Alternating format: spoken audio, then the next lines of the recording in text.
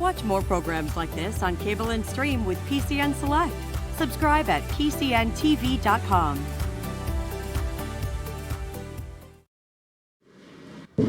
Let me welcome everybody back to reconvene the board meeting from yesterday.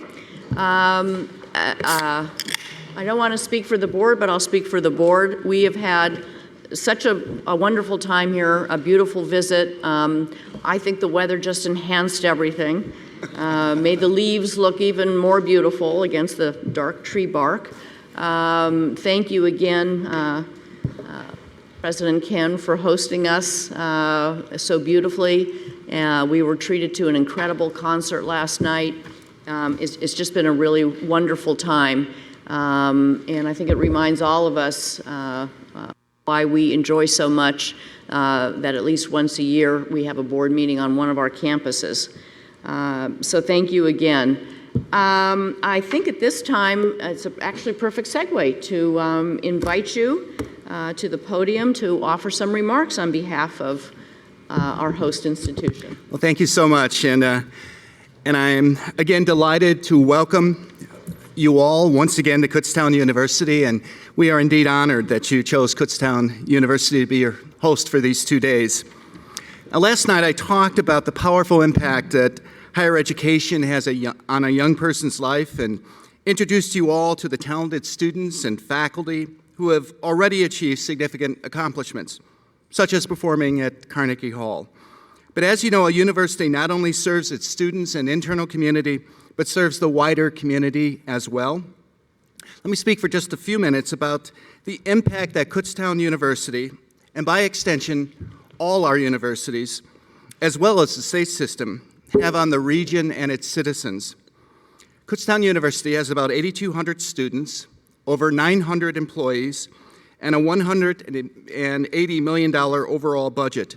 We are the 18th largest employer in Berks County. According to a study by PASHE in April of 2015, Kutztown University generates more than $557 million in economic activity each year.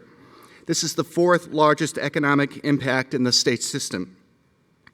Over 10,600, or 18% of our alumni, live in Berks County, and over 1,500, or 17% of our current students, are from Berks County. If we look at the state system as a whole, nearly 90% of our students are Pennsylvania residents. 72% stay here after graduation to work and to raise their families. 500,000 plus alumni live here, serving as business, community, and civic leaders in towns and cities in virtually every corner of the state. 1 in 5 undergraduate degrees awarded in Pennsylvania comes from a state system university. 95% of our graduates get jobs or continue their education, with 88% working in field. 58% of our graduates studied high-demand fields such as STEM, healthcare, business, and education. Study results indicate that for every dollar invested by the Commonwealth in the state system, the return rate of that investment is nearly $11 in economic impact. In addition, a Philadelphia resident with a degree from a state system university earns 71% more than a high school graduate. This helps to provide the skilled workforce Pennsylvania needs to maintain a strong economy. Now back to Kutztown University. We have numerous programs, agreements, and initiatives that extend beyond our campus. Just a few examples. KU is a hub of resources for area businesses and industry. Examples would be our award-winning Small Business Development Center and Latino Business Resource Center. Last year, KU became the lead office to all Pennsylvania small business development centers. The lead office is responsible to disseminate close to $10 million in grant funds to 16 universities and 90 sites that are hosting small business development centers throughout the Commonwealth. Shippensburg, IUP, Lock Haven, Clarion, and KU are among the hosting centers in PASHE. This fiscal year, ending September 30th, the Pennsylvania Small Business Development Center Network, which include these universities, worked with approximately 9,700 clients and supported nearly 60,000 jobs in their businesses. In addition, they assisted with the startup of 669 new businesses and helped their clients secure over $231 million in capital. KU and its staff and faculty brought in nearly $5 million in grants last year. One of those grants, as an example, is Upward Bound, awarded in 2017 to KU and Allentown School District, $1.3 million from the government and $500,000 from KU. It serves 60 students a year or 300 students over the length of the program. We have a number of major building projects approved by the state system in the coming years, and these projects will provide hundreds, if not thousands, of jobs to citizens of this region. Essential to our mission is to work with other institutions such as community colleges. We have 12 transfer and articulation agreements with community colleges, with more coming each semester. We just signed an agreement with a community college in New Jersey. We also have numerous agreements with institutions around the world in countries such as Germany, the UK, Taiwan, Italy, Ireland, Denmark, India, and other nations. We have over 100 signed agreements with school districts for practicum or student teaching experiences. I recently signed a dual enrollment agreement with 4 local school districts to offer undergraduate courses at a greatly discounted cost to their high school students. We have 710 signed internship agreements with organizations, institutions, businesses for students to participate in practical experience outside the traditional classroom. Kutztown University also provides enormous opportunity through our camps and conferences. Last summer, we had approximately 22,000 people attending numerous camps and conferences on our campus. We have hosted people from the region, state, country, and around the world. For example, we hosted the Boy Scouts Jamboree, held this past summer, with over 3,000 scouts and leaders on campus. During the school year, we host events such as the annual Special Olympics of the Pennsylvania Eastern Regional Semifinals Sectionals, serving almost 1,500 athletes, coaches, and families, and about 5,000 guests. I should also note that this is a student-run committee, and we use 500 volunteers consisting mostly of KU students, but also community members and local high school teams and clubs. We hosted over 700 high school artists here for a major art show. KU recently began a new organization, the KU Arts Society, consisting of KU faculty, staff, alumni, and members of our community. Its purpose is to raise money to support programming in the arts for K-12 students. For example, last year we had over 600 students to a performance. It was free, and we paid for their busing. We have a very strong and positive relationship with the Borough of Kutztown, the Maxatone Township, and our Berks County Commissioners, and other government and community entities. Our faculty publish over 70 articles and books a year and present hundreds of professional papers around the country and the world. These activities bring great prestige to our university and to our wider community.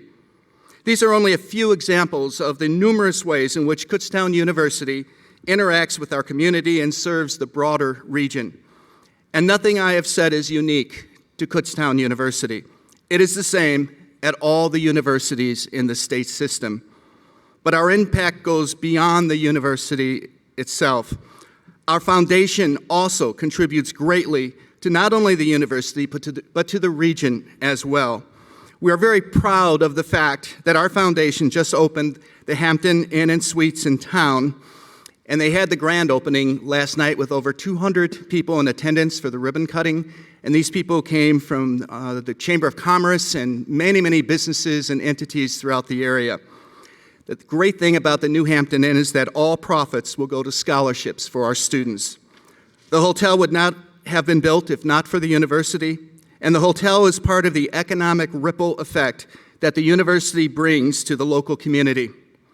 In these difficult economic times, we must rely increasingly on external funding to support our students and to provide funds for special projects.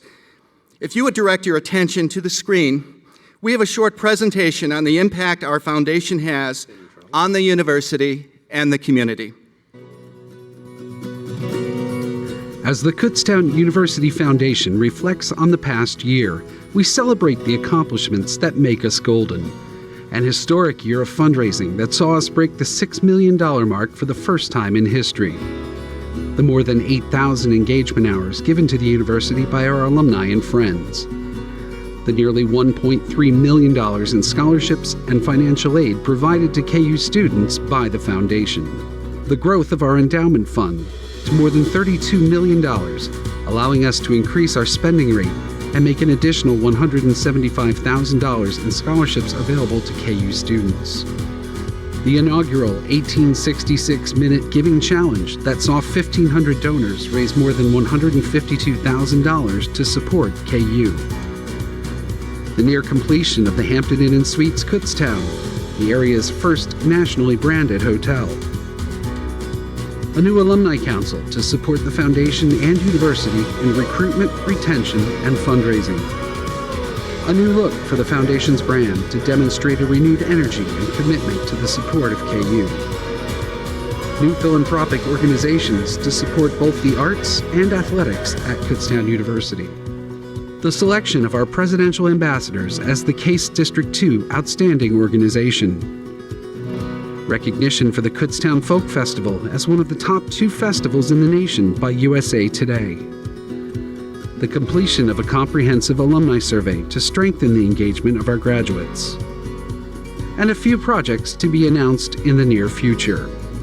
But most of all, we celebrate you, because the Golden Bear family, coming together to support our university and its students, is what makes that gold shine. It's good to be golden.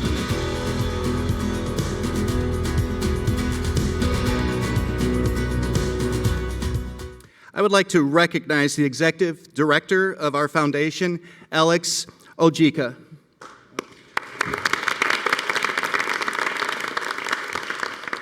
Thank you all so much for coming to our university and for allowing us to share with you a number of the wonderful things occurring in our community. Thank you. Thank you. Wonderful. Thank you so very much. Really appreciate it. And I have to say, the gym at the Hampton Inn is fantastic. That's, everybody knows that's what I care about the most. Although apparently this morning it was girls only in the gym. President Walsh and Jan and myself were in there working hard. Thanks so much. How do the tires in that bus feel when they run over your back? Hey, what can I say? I just tell the truth. Thank you again, Ken. This was so successful, our stay here and these meetings, and we so much appreciate it. We're now going to turn our attention to the Student Success Committee, which is chaired by Governor David Mazer, and I will turn it over to you to lead the agenda. Thank you, Madam Chair.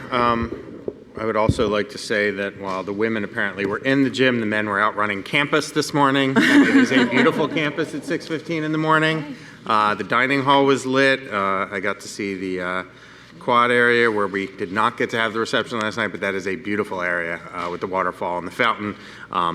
Did not see a whole lot of students at 6:30 in the morning on campus, but I did see a lot at 7:45 on the way over here, so thank you. Cindy, thank you again for your leadership yesterday as we navigated some very important issues, and we will continue to navigate those later today. Answer our efforts to transform the state system. Audrey, could you please begin with a roll call vote of the committee? Governor Aben Bittinger. Here. Representative Tim Briggs. Governor Audrey Bronson. Here. Vice Chair David Mazer. Here. Governor Mary Moskowitz. Here. Secretary Pedro Rivera. Chair Cynthia Shapira. Here. Governor Mazer, you have a quorum of your committee. Thank you, Audrey. You're welcome. The Student Success Committee is focused on achieving the system's #1 priority, ensuring all students graduate in a timely manner with a path forward that leads to individual fulfillment and career success. The committee provides strategic leadership and policy oversight of the academic programs and related student support services provided by the system's university. I believe after some conversations this morning, we'll be spending a little more time focusing on student support services as well as the academic programs. More specifically, our scope is focused on the policies and strategies that will support the universities in enabling student access and success. I'm excited about our committee meeting today, which will be a little different from what we normally expect. In fact, this will likely be one of the most interactive committee meetings we've had, and so I hope you will find it a good use of our time. After we hear from Rosa Lara regarding our system redesign update, we will have 2 presentations that build on each other and then lead to breakout sessions, during which we can discuss some key issues and report back on our group discussions. We did breakout sessions at the January board meeting, and they were very well received, so I'm looking forward to today's results. Just makes sense to take advantage of the collective intelligence and wisdom in the room and leverage it toward meaningful thought partnership. So, in order to get us started, I will turn to Rosa to provide the latest system redesign update. The floor is yours. Thank you. So before I begin, I just wanted to recall the leadership structure that the system has implemented. On the left-hand side is the permanent construct that's comprised of the executive leadership team and the system leadership group. On the right, you'll see the temporary construct, and that's the system redesign teams that we're going to be talking about. So yesterday, you heard updates that resulted from the university success thread. That was the work of the budget and the investment teams. And you also heard the result of the work from shared services, so the far left and the far right sides of that temporary construct. So we're not going to talk about those in my part. We're going to focus on the academic success and the student success threads. So I want to step back and just give a high-level overview of the overall project. So this table just highlights the methodology that each of the redesign teams are working against, from initiation through closeout across the top in the columns. And then the rows represent the various teams that are executing against that methodology. So what you'll see is that all the teams are active. The Student Affairs and Enrollment Management thread is just ramping up, and Sarah Bowder will talk more about that in a moment. From a big picture perspective, the implementation plan is a little more than halfway complete.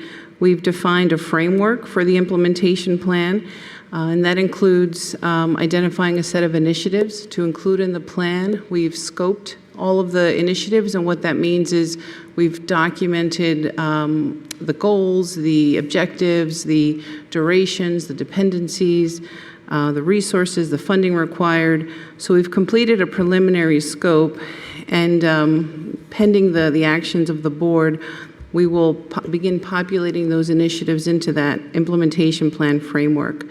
The framework is going to leverage a release strategy, and what that means is that within a given year, we're going to define packages of work to be rolled out. So there's a cadence of deployments or quick wins as we progress through the redesign. And the framework will also contemplate considerations on people, processes, technology, and data that need to be factored into the implementation. So the next step is to kind of put meat on the bones and develop a full draft of the implementation plan. That will then get socialized with all of the universities for review and feedback. And the goal is to present an executive view of that implementation plan to the board in January.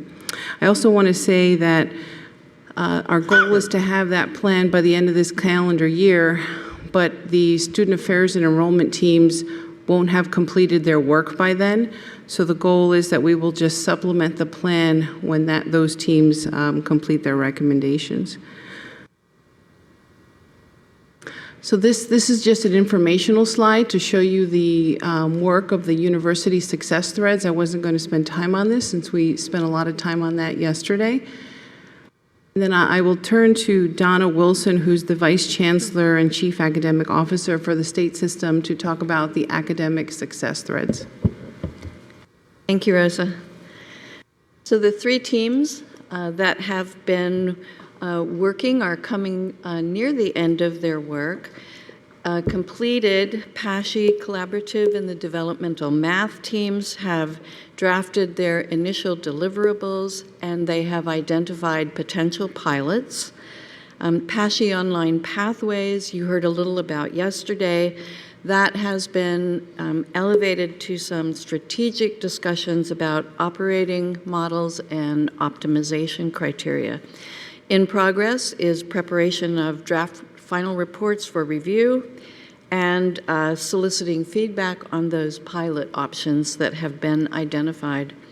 Still ahead of us are many discussions about operating models for PASHE Online, for how we're going to organize ourselves, what we're going to insource, what we're going to outsource, establishing governance models, and finalizing those deliverables. Thank you. Thank you, Donna. And then I will turn to Sarah Bowder, who is the Chief Transformation Officer, to give an update on the student success teams. Yeah, thank you, Rosa. So the 4 student affairs and enrollment management teams are holistic advising, workforce readiness, financial aid affordability, and then mental health and wellness. There was a call out to the presidents and unions for people to populate these teams. We had over 207 nominees, which shows the passion and energy around these subject areas relative to student success. We have picked the teams. The teams have been notified. They're in the process of picking their leads. We have the charges completed, and then we're going to get in a cadence and a rhythm of meeting and starting to look at the data and to see where we can execute against these. All right, so that concludes the update on the system redesign teams, and I'll take any questions. Questions? None? Thank you, Rosa. And a question? Okay, I will turn it over to Sarah Bowder. Yeah.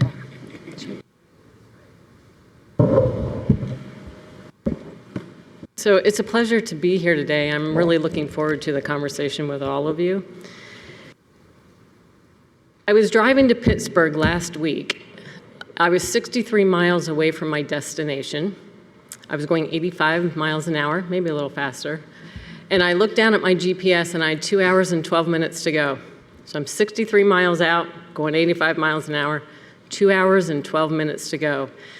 So what I knew is that the road ahead of me had a problem. But what I didn't know is when I would hit that problem, or if the problem would fix itself before I arrived. That is a visual overlay of what's happening with higher education today, not just the system office, but higher education. And so you're going to hear 2 presentations today, and we purposely teased them apart. I'm going to be doing the demand side and looking at what does the future look like and giving you a window into that. And what do employers need? What are workers looking for? What will the new student be expecting? And Donna's going to be talking about the supply side and what is academic planning. But recognize that those 2 are intertwined and together. Right. So what does the road ahead of us actually look like? There's a lot packed into this, and so let me break it down for you. If you looked at previous eras, any skilled worker needed to learn a new skill maybe 2 or 3 times within their career. Today, you have to learn something maybe every 3 to 5 years. And if you look at the research, IBM shows that a skilled employee is going to have to learn something new knowledge every 12 to 20 hours. That is what the future is looking like. Why is that? Is because technology is driving, and we all know this. Technology is driving the pace of change and what's happening and the disruptions that are happening across different industries and higher education today. What that does, though, is it creates amazing opportunity for higher education because those employees are going to need to be upskilled and reskilled into their work jobs and to have transferable skills across different industries, and we're going to talk about that. So what type of skills are they going to actually be needing? The research shows you can actually put them into 3 high-level buckets, and those are human skills. And when we think of human skills, there's lots of different nomenclature around that. It could be soft skills, it could be essential skills, but what they look like are critical thinking and leadership and management, those types of skills that are transferable from any industry and are the human skills that robots actually can't do. The second one is digital. As technology is driving that pace of change along the industries, digital building blocks are going to be critical for the future.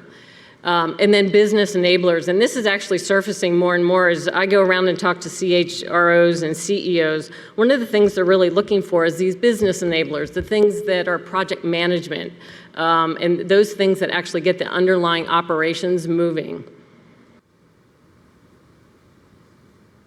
So this is what the future of the workforce looks like with the picture of it. Now this looks like a simple graph, but let me break some of it down to you because it's pretty interesting when you look at the research. So let's start with Generation Z, which is the red. If technology is new only if it was created after you were born, this group was born into technology. And so they're digital natives, and it comes easy for them because this is what they know. But what that does is creates opportunity for the rest of it. So the blue, the whole way down to the green, these people were not born into technology and can be upskilled and reskilled, and there's a great opportunity for us to jump into that market. If you take the next one, millennials by 2025, 50% of managers will come from this group. The challenge is that they're being promoted based on their skill sets of technology and digital and business needs, but they haven't been trained in management. And so if you talk to CHROs or if you look at the news, management is almost the #1 need right now and will increasingly be a need for us to fill in and start training millennials on how to manage. Because they're managing not only the Gen Zs, but they're managing the boomers and the Gen Xs and the silent generation. And so there's a generational gap there that we can actually help fill. Generation X, or the boomers, let's go to the boomers. The boomers are interesting, that's my generation. They're actually leaving the workforce at 10,000 people a month. They don't necessarily have the resources to retire, so what they're doing is they're becoming consultants. And what is happening in the marketplace is this is a population that actually has the historic knowledge of their industry. They typically have stayed in their job for a long time, and now they're exiting at significant rates. And so there's entrepreneurship and innovation and consultation in that group. So I want to give you a lens of like, what does the future worker, what do they have to actually be successsul? And then what I put next to this is what are the soft skills or those foundational skills that we just talked about that will be needed for them to be successful as a worker? So they're going to be self-directed. They have to have lifelong learning skills because the pace of technology is going to drive that knowledge. They're going to want to know their own career trajectory, so they're not going to typically do the corporate ladder. They're going to move jobs. In fact, many employers are saying today that they will train their employees, and 2 years into it, they're jumping to another job and jumping to another job. So it's very different from the workforce that I was raised in. You have to like change, and we know this, that ambiguity is hard, but change management and learning and being comfortable with change is going to be important, and working on teams and having a strong entrepreneurial spirit. The new economy is really going to be skills and ideas, and that's the currency. And so then what is the future employer going to need in order to manage and to adjust to this new worker? It's going to be professional development. What's interesting is you're starting to see new partnerships, and industry is reaching back into education with their professional development funds to say, we need your help in terms of helping us to upskill our employees and reskilling them. As jobs become automated, we want those employees to be able to do different tasks. So jobs are going away through automation, but there's also creating a whole new opportunity of jobs. They're going to want on-the-job training through apprenticeships and practicums and using technology to do that. They're also looking for a real collaborative team, so not competitive, but working well together. And then ideas, constant innovation and ideation. And then, so what is the future student going to look like, and how does our paradigm actually fit into that?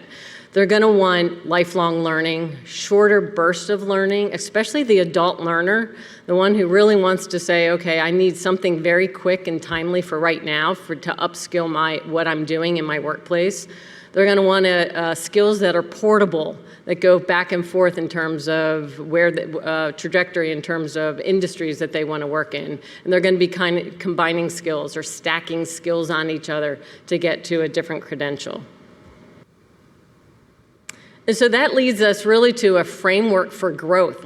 So let me walk through this. So if you look at the y-axis, this is really the populations of people that we could go after to educate. And then the x-axis is our services and our assets and just innovations.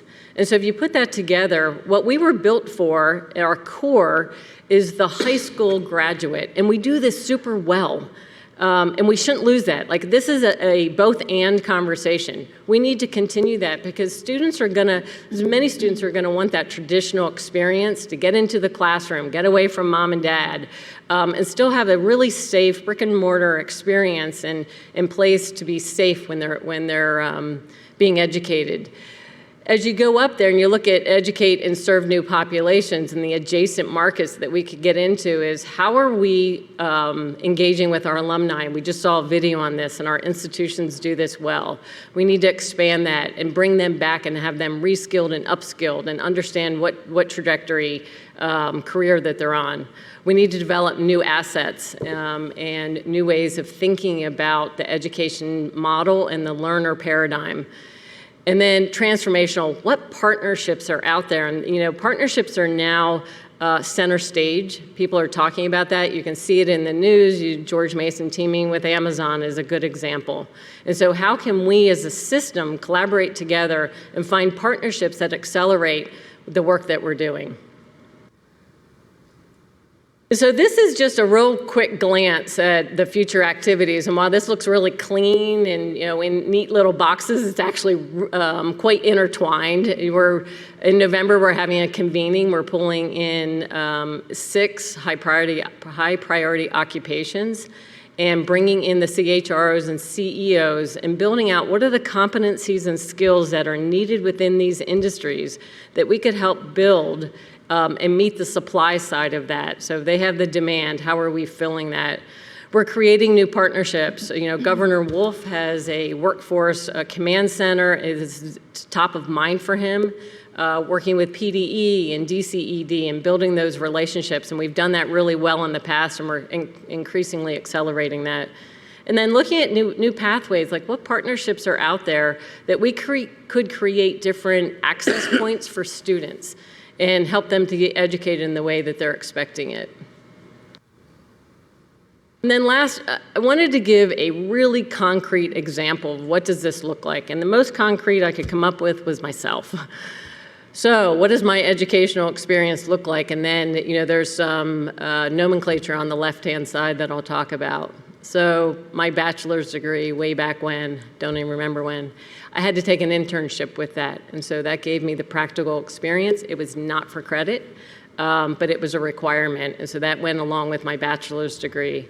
I then waited a few years and then went and got a master's degree. And again, this was face-to-face. There was one blended class. Then I started my PhD and got a knock on the door to go to a different company. And so I stopped my PhD and left. I have 3 kids. My youngest child was a little bit of a wild banshee and would swallow everything. So I got my CPR certificate. Figure I better save his life if he swallows a marble. And then I come here and I realize I'm a little bit outdated. I'm a bit older than I think that my brain is. And so I know that I need more information on digital.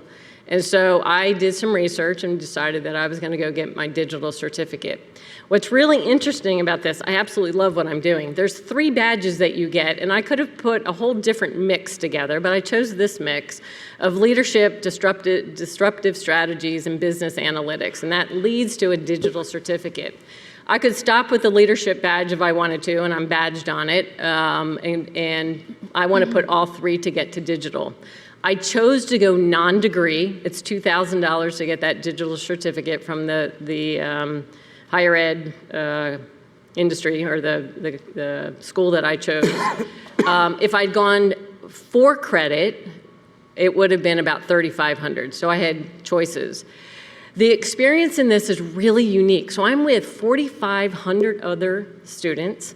First of all, the access point, it was pretty rigorous. I had the exact same application. I had to have a recommendation. I had to send all my transcripts in. So that was not diluted. Getting into it had a lot of rigor to it.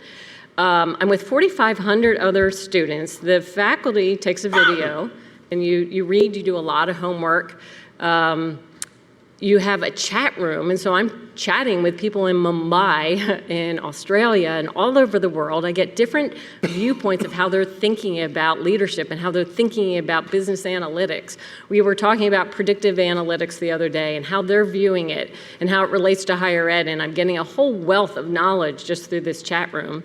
There must be some technology, and I'm making this up, but I think so, is where the professor can actually see where I'm struggling or where any student is struggling. They must get a report, because I took about 20 minutes in a place that probably should have taken most people maybe 2 minutes. And I got a personalized email that said, Sarah, are you struggling at this point? And I was. And so I went back and forth with the professor on that. So that was and I got over that hurdle, and I understood what the concepts that I wasn't quite grasping. So this is a great experience. Now, I can take that digital certificate and I can actually do it again, and I can build 4 or 5 different certificates, and it can go to a degree if I choose the 4-credit option. But it's all online, it's affordable, right out of my operating budget. It's at the pace I want to. I can move as fast as I want through this thing or as slow as I want through it. But I have to do it in a certain time frame, so there's a box. And if I do 5 certificates in 3 years, I can get a degree. So with that, I want to turn it over to Donna. Sarah, may I ask you a question? Sarah, may I ask you a question? Do you have any sense as to whether, as workers go and get reskilled and upgrade and all that kind of stuff, do they want to be able to go back to the same institute, or are they completely open to looking for new time? Yes, what I'm seeing is more it's the modality. I do think they have an allegiance to their alumni. They are alumni, they want to go back, but it's more of the modality and the convenience factor. Are you fitting into a method that fits in with my current lifestyle? I don't have the data to show whether they go back to their previous institution or not. Yeah, I was just wondering, as we go forward in our thinking, if there's any wanting to offer somebody pathways where they would come back to us to build and build. Well, and I think that's a muscle we can build, is to say early on, even in the access points of freshmen, to just say, here's what lifelong learning and how we can actually grab that. And there's interesting pricing strategies now that are being tried in the market, so that students who come for a BA degree, as a result of having paid for the full cost of it or the cost of a BA degree, have access to post-baccalaureate certificates, badges, et cetera. So you kind of build in some brand loyalty, knowing that at some point they'll tap out on whatever the amount they were given for free, basically, and then continue to go. Yeah. Good question. This is in the higher education marketplace. Sarah, you'll remind me of the figure, but this is the growth market, where high school leaving population is declining precipitously from 2025. This is the growth market. Yeah, that's right. Since you're on to questions, and particularly with the retraining, people that have been in the workforce for a few years, and according to your thing that they're going to need to be retrained every 3 years or something. To what degree does that retraining demand bridge its way a little bit out of like pure academic classroom type programming? Does it bridge into other things that aren't quite like a credit or certification programs aren't always purely academic? You're kind of tiptoeing towards a vocational skill almost. To what degree does this sort of bridge outside of pure traditional academic education? Yeah, that's a great question. I don't know that I have a full answer for you, but I think the bachelor's degree, so that first experience, is your traditional.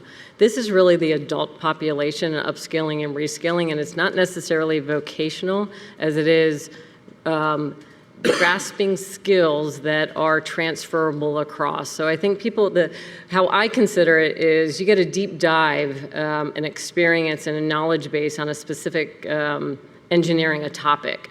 And that's the T-shaped learner. Really here's these soft skills or essential skills or foundational skills, human skills is really where the market is heading. So it's not really heading, I mean, there is vocational, but much more on the collaboration, soft skills, the ones that are not as tangible. Did that answer your question? Yeah, it gets me where I'm going. Okay. We'll have another conversation about it at some point. Okay. So actually, I'll fine tune that question a little better. Yeah, I mean, let me try an answer. So it takes us into areas that we're not currently that's right. engaged in terms of in terms of the teaching, the learning that we're so good at. We edge into this arena.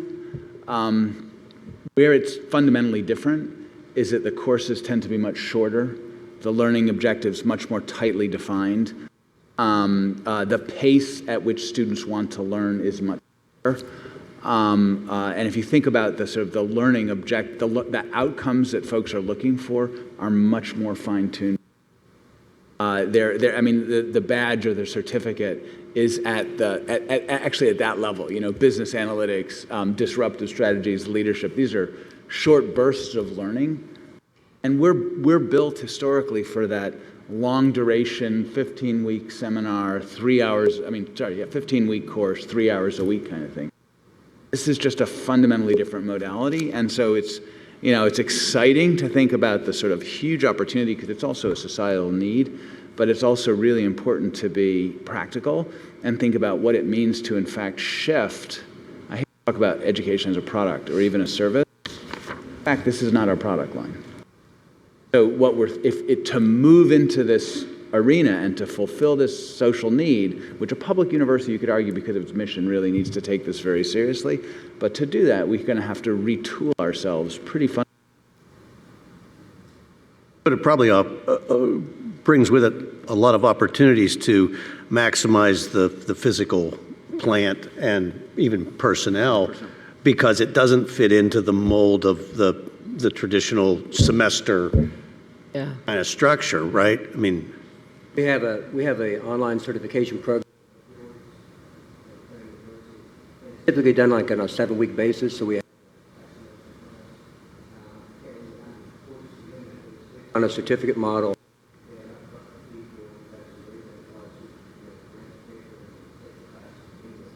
Had something on the order of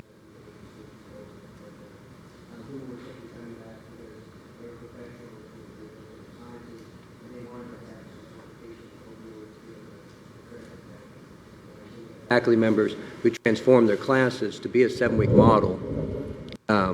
So those students can take that class for credit, but then the other individuals are getting it for their certification. That's a hybridization model where it's academic, but also clearly vocational, somebody coming back for a very specific purpose so that they can show. It's interesting, as Jamie was telling us over breakfast, as a philosopher, if I may, philosophy has lots of different applications, including, instruction in logic, which is usually super useful for people who are in, could be useful in business analytics. You were talking about its application in computer science, I think. So it's a matter of taking a course that you're teaching, that you may be teaching to a general body, and finding a different application for it. And it's really a matter of making sure that it fits a modality that other people are going to want, because if it's not online, if it's not brief, it's probably not going to fit into the life cycle of a person, a profession. So it has to be a way to create those things. But we have adopted, there's also the option of going more modular than that, modular classes that might even be shorter. It's a trick to try to blend them into the current curriculum where somebody's going to be paid for that based on their credit model, but it can be done, yeah. And if I can add one other thing, one of the things that I was learning as I was talking to CEOs is that they're really looking for the skills underneath the degree. And so one CEO said to me, I have a employee who graduated from one of your institutions that has a history degree, and he has a great critical thinking, natural critical thinking. I didn't know that history would have critical thinking.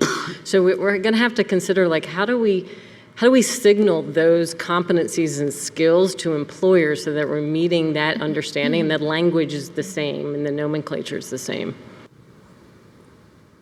One way to do that is if you have a class, what we're doing for our general education program, we have like 10 essentials, and when we have a course mapping, we have to take a class and you identify specifically, do you teach critical thinking in this class? Do you teach problem solving? Do you teach ethics in this class?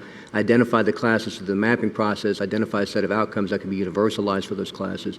And you could have a class that's a history class. If it identifies critical thinking and it's being assessed to demonstrate that it actually is doing that in an effective fashion, then that class can be a critical thinking class that somebody might adopt.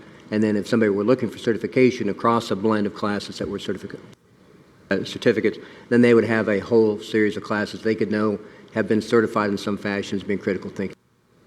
But the trick then would still be to make sure that they're doing it in a modality that's good. Add something to that. And if I can add to that, and this actually is already happening. When you look at the Portfolio platform, at the moment they allow institutions that are part of this platform to map out skills that students get in each course to what they need as a company. So companies in the local area or globally can use the Portfolio platform. They'll put in the skills they are looking for, and it will map out to your students and who has the best skills to match what they are looking for. So the software already exists doing this. So what we are hearing here is something that is already moving. It's happening. Yeah, and if I can, 2 points I guess I wanted to build on that. One of them is that this is a job for us to do, I guess, for me and my colleagues with the legislature, because these are not issues that are unknown. I can't remember, Kate, I don't know if you have the number, how many certificates, how many non-degree certificates or credentials we produce every year. It's a biggish number. We can get it because I know it was in my notes from my test appropriations last year. We do work in a variety, as Jamie was saying, in a variety of certificate and non-degree areas. We're also doing some really interesting work. I always hate to call out one university because there's so much good work at all of our universities, but I remember, I think it was at Westchester, where they've retooled their first-year experience. The first-year experience is very important to engaging freshmen. Chris, you can correct me where I go astray here. And in thinking about retooling the general education sort of curriculum, they've also looked at the non-curricular experiences and giving badges, I think, or something approximating badges, developing pathways so that students who want to demonstrate to a future employer that they have some competency in leadership can show a progressive engagement with leadership activities in non-educational instruction. Did I get that, mangle that really bad? Well, we refer to it as the co-curricular transcript. So it's in the non-classroom side of things, we do actually have learning goals and things that they can document that they've achieved. We do outcomes assessment on, and we can document this as part of their portfolio when they graduate. So I guess it's like the idea of a badge, but it's kind of a structured co-curricular program at the university. These kinds of opportunities are not uniquely available, don't need uniquely to be available to adult students. There was an issue a few years ago when, or I guess over the last year or so, when Google sort of published its digital foundational skills as a set of learning objectives that anybody could introduce into their curriculum. And Duke, George Mason, and Nova, right, Northern College, adopted those skills, integrated it into their general education program. It didn't matter what path, whether you were going through an arts and humanities, social science, but they could introduce those competencies, instruction in those competencies within their general education curriculum so that students would finish those first 2 years and they would get a certificate demonstrating that they had mastered the competencies that Google required of all of its employees. I'm like, why does it have to be Duke and George Mason, right? Nova, okay, go. But so those opportunities, I mean, SHRM, higher HR group, you're beginning to see professional associations, industries defining competencies. Sarah mentioned work we're doing, working with industries in the state of Pennsylvania to define those competencies. And then it's up to us to integrate them into our curriculum in ways that target new populations, adults, but also give our existing students, the opportunity to leave college with more than just a degree, which is very important, but also to leave college with a degree and maybe a couple of certificates or a transcript of co-curricular activity that demonstrate that they have skills that are specifically being sought after. you hear me? Yeah, and no, we barely. Speak up. All right, I'll try. Can you hear me now? Is this better? Yeah, better. Thanks. All right, no problem.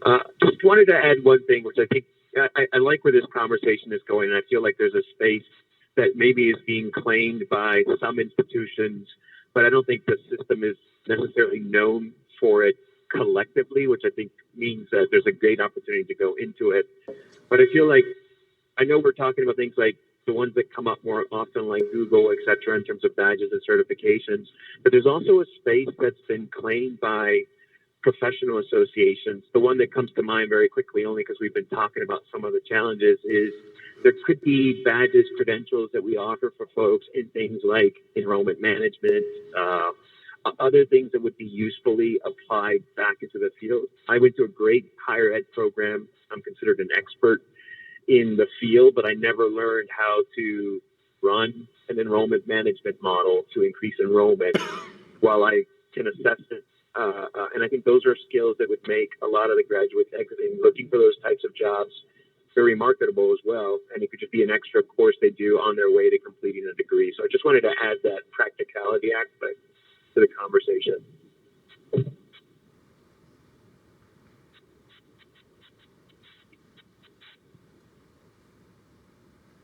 Turn it over to Donna. Donna, can you?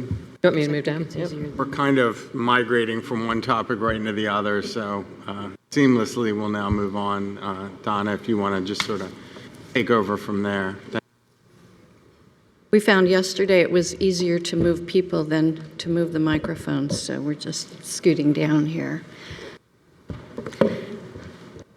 So thinking about this future employers, future workers, future students, future educational needs, adapting ourselves to meeting that need is probably not going to happen by chance. It's going to require us to be very thoughtful and to plan, and maybe to plan differently and to plan in a more coordinated fashion. So we're going to have what is really a first conversation today about system academic master planning. We do not have a plan. We do not yet have a process to get to a plan. We are thinking about how we want to go about this and look forward to some structured thinking out loud with members of the board, with our presidents, with the CAOs that are here, and others to give us some good thinking to get started down this road. System academic master planning is not something we've done before, and it's not something that there are a lot of models out there for how to do. That doesn't mean that we don't know a lot about academic master planning. Our universities have been doing this for a long time, and they've been doing it very well. It's a very analytically driven process.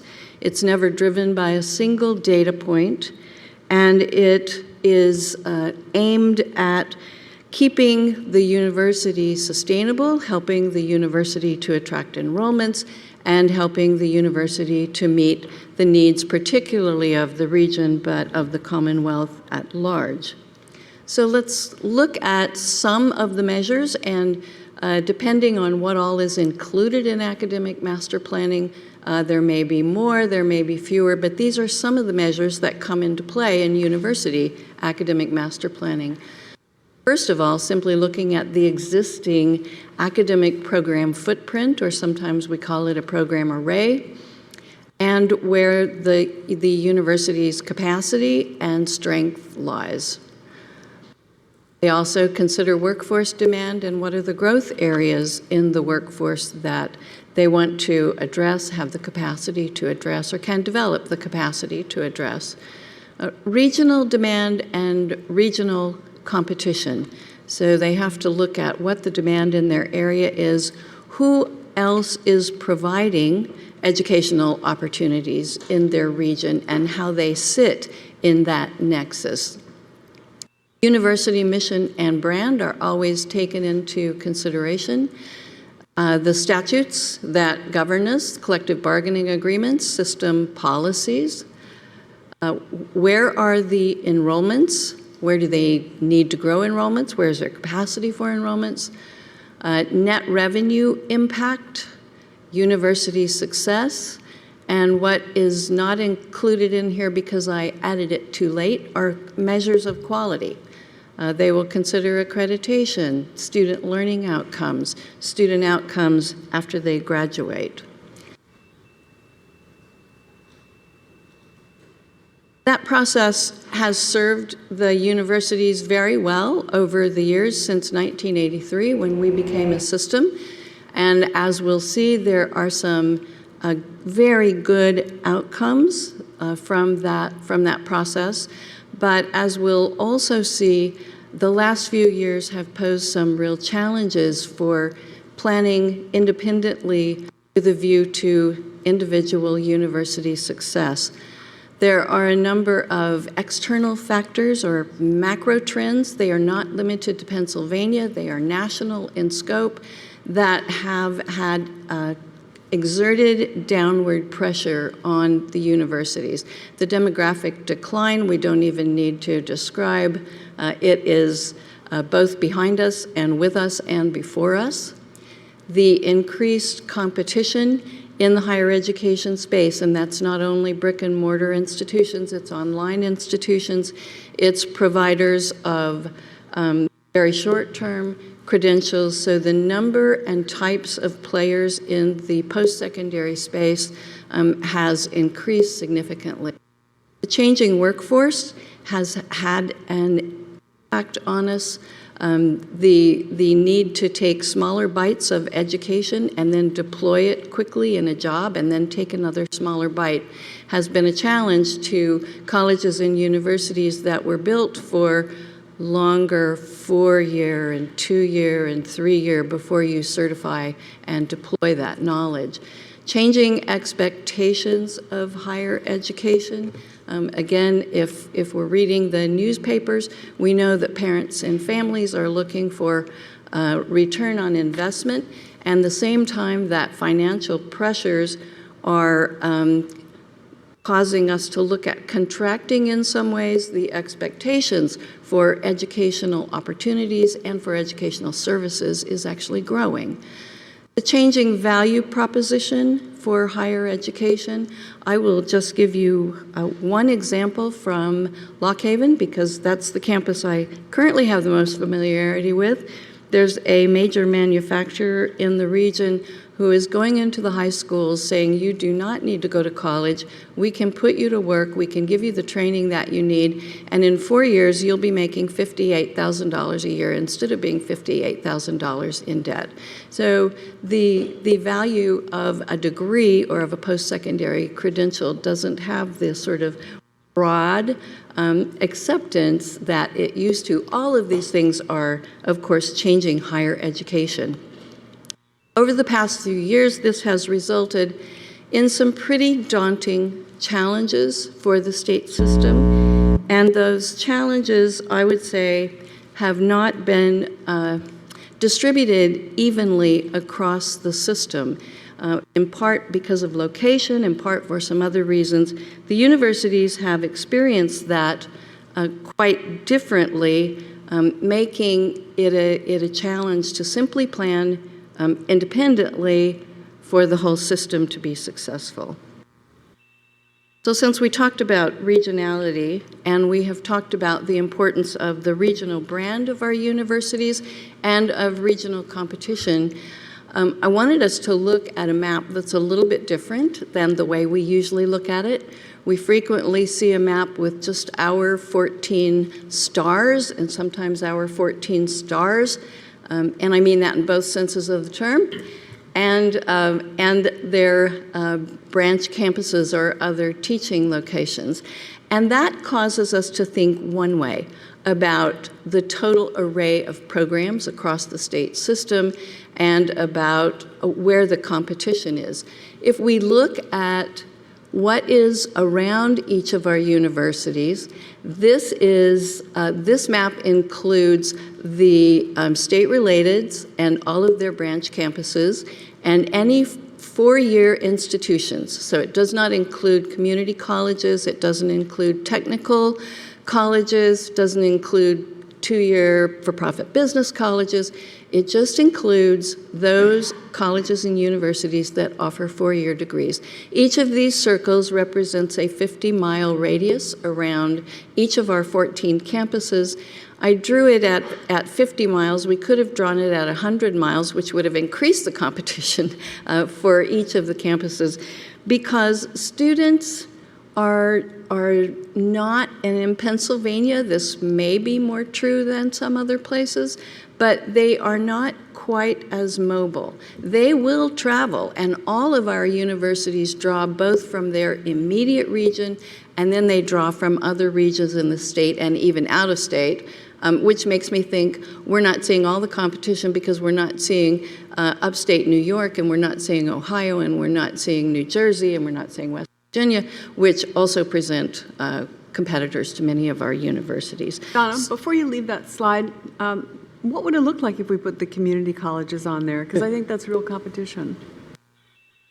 Well, it would add what?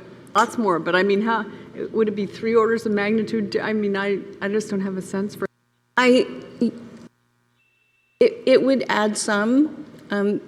I think we want to really look at our community colleges as partners and as pathways to our universities. Well, they can be both. They're potential partners, but in the meantime, they're also competition. For some of our programs, that is true.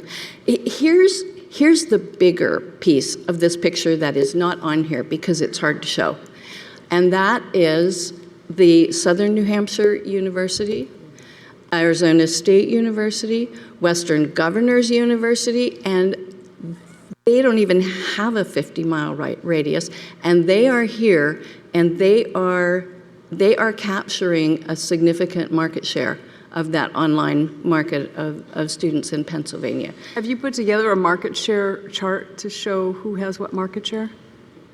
EY did some of that for us with the large online providers. So I do have some of that, and I don't have it in front of me, but I can share it with you. No, I was just curious, with our facilities, and then also with the community colleges and the online and whoever else is in the marketplace.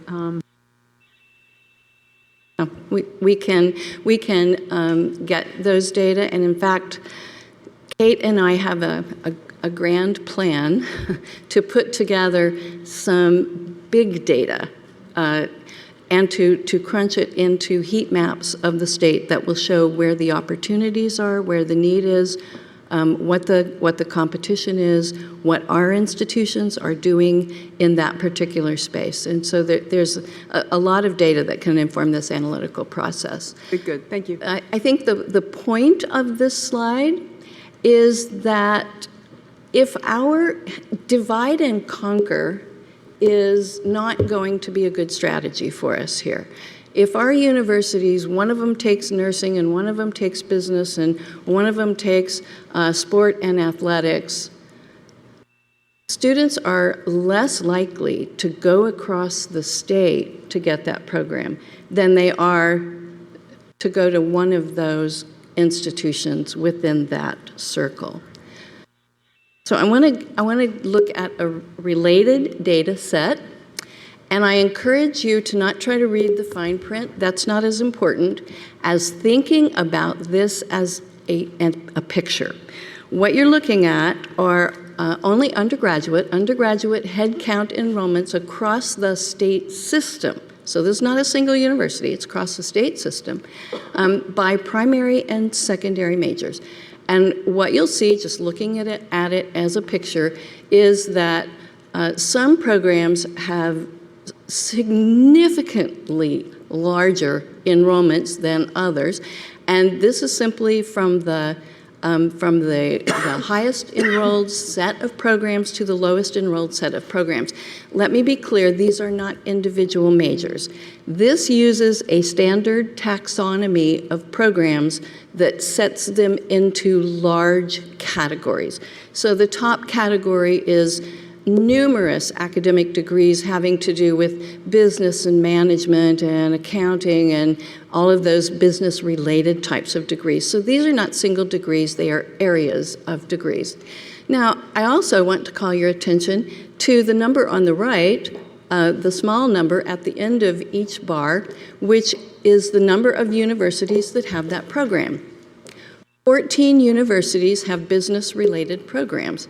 And we've got robust enrollments, and we heard from Sarah that management is one of the greatest needs for upskilling, so there's still a market that we can all benefit from in business. Healthcare-related professions, education, which was our bread and butter for much of our lives as universities. And you'll see that multiple universities have those, and the enrollments are robust. When you move down toward the bottom and you get to those smaller enrolled programs, like programs related to library science, you'll see that there are fewer universities that have them. You might look in the middle, those programs that are sort of modestly enrolled, and you'll also see there are multiple universities that have that program. Before we light on that as, oh, that's where we can create some efficiencies, there's another factor to consider, and that's, before we go to that, I forgot about this slide, and now I've already told you the answer. It might surprise you to know that over half of the undergraduate FTE enrollment, so now this is taking into account general education, and everything else. No, it's not. It's headcount by primary and secondary majors. So over half of the undergraduate enrollments in primary and secondary majors is captured in only 5 majors, and one of those is undeclared. Undeclared is always one of the largest majors because many students come in. And those undeclared majors will fall into these patterns. This is why the pattern holds as it does. So it's something to keep in mind. Those first 5 majors represent something like 45 or a little over 45,000 of our students. The other half are distributed among all the rest of the majors. So to just complicate this decision-making process about academic planning a little more, as if it wasn't complicated enough already, I looked at net revenue impact, and this is based on course enrollment, so this is where you'll get some of the general education. That's going to complicate that simply looking at headcount enrollment as a deciding factor. So what you see here, the center line is net neutral. So that is the revenue that comes into a program and the cost of that revenue for delivering that program are about the same. So what you'll see at the top are those programs, really this is based on course type enrollment, that bring in a lot more revenue than it takes to run the program. These are revenue drivers in the institution. And as you go down, you'll see that some create little revenue and some create barely any, some break even, and then you come down to the lower half, those programs that the cost of the revenue is greater than the revenue itself. So they run at a deficit. Some of them run at a little deficit, some of them run at a lot of deficit. So that might lead you to say, well, let's focus on those revenue drivers and let's get rid of or trim down some of those cost drivers. The complicating factor there is that a lot of those cost drivers are things that the Commonwealth most needs from us. And a really obvious one is nursing. But you'll notice that education is also a cost driver. And you'll notice that some of those courses that had sort of modest enrollments on the enrollment piece are real revenue drivers because there are general education courses and our service courses. And so we can't think only about headcount enrollments. We can't think only about cost. We can't think only about region. We've got to think of this complex set of measures This is what universities have been doing independently. It's what, to prepare ourselves for a future of the type that Sarah just talked about, we're going to have to learn to do together a little bit better. The last thing I want to point out on these last couple of slides is that there is a link between enrollment and budget, that is enrollment in particular programs and budget, because there are revenue drivers and there are cost drivers, and that can limit the program breadth that any one university can provide for its students. So if you don't have enrollments in a set of programs and they are costing you, even if they are a need, and you contract those programs or you get rid of them, what you're doing is sending students who want those opportunities to competitors in the region or to online competitors, and you're reducing the opportunities for the students in the region that want to go to a PASHE institution. So is there an answer to this?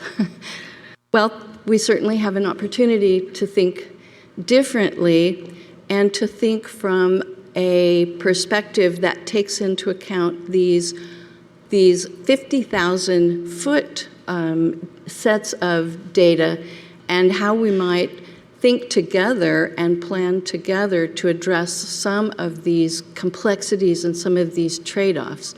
If we are looking at system academic master planning, it does introduce a higher level of analytics, but that can give us real insights, and I hope that what we saw today might have given you some insights you didn't have before. It will certainly challenge us to think as a system about what the Commonwealth needs and where it needs it and how to deploy system resources to meet it. It will cause us to think about meeting regional needs in new ways, importing and co-branding from our fellow institutions or otherwise partnering to provide that breadth of student opportunity that we want at each campus while sharing the costs and the revenues. It might allow us to decouple enrollments and revenue from local program breadth and student opportunity so that regardless of enrollment, students can have opportunity at each campus. And finally, it can help us level the disparate impact of those microtrends that we looked at that exert that downward pressure on more traditional universities, potentially enabling individual system and system sustainability. We will need to get to a place in this changing environment where every university is invested in the success of every other university and in the success of their own university so that we can help all boats to rise. As we go through this process, we're going to find ourselves talking about what we most want to achieve through system-wide academic master planning. We can think of these as what do we want to optimize for in our planning. We can, we've made a list of things that we think are high values for us. One is student success and opportunity at each campus. Another high value, of course, is also efficiency, and those two will sometimes seem to be at odds.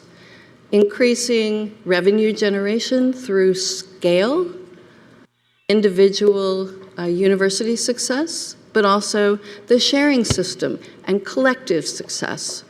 Leveraging regional brand in regional competition, but we also are going to need to leverage regional brand for the wider Commonwealth.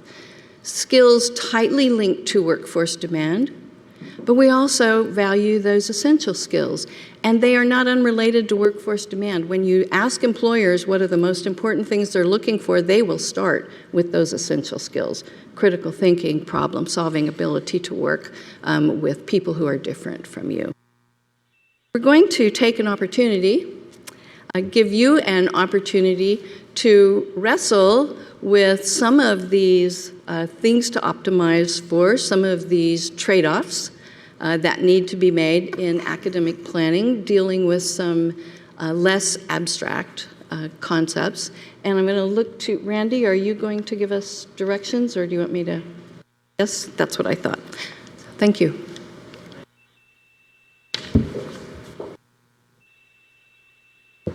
Yeah, so we're going to do, I'll go to the mic.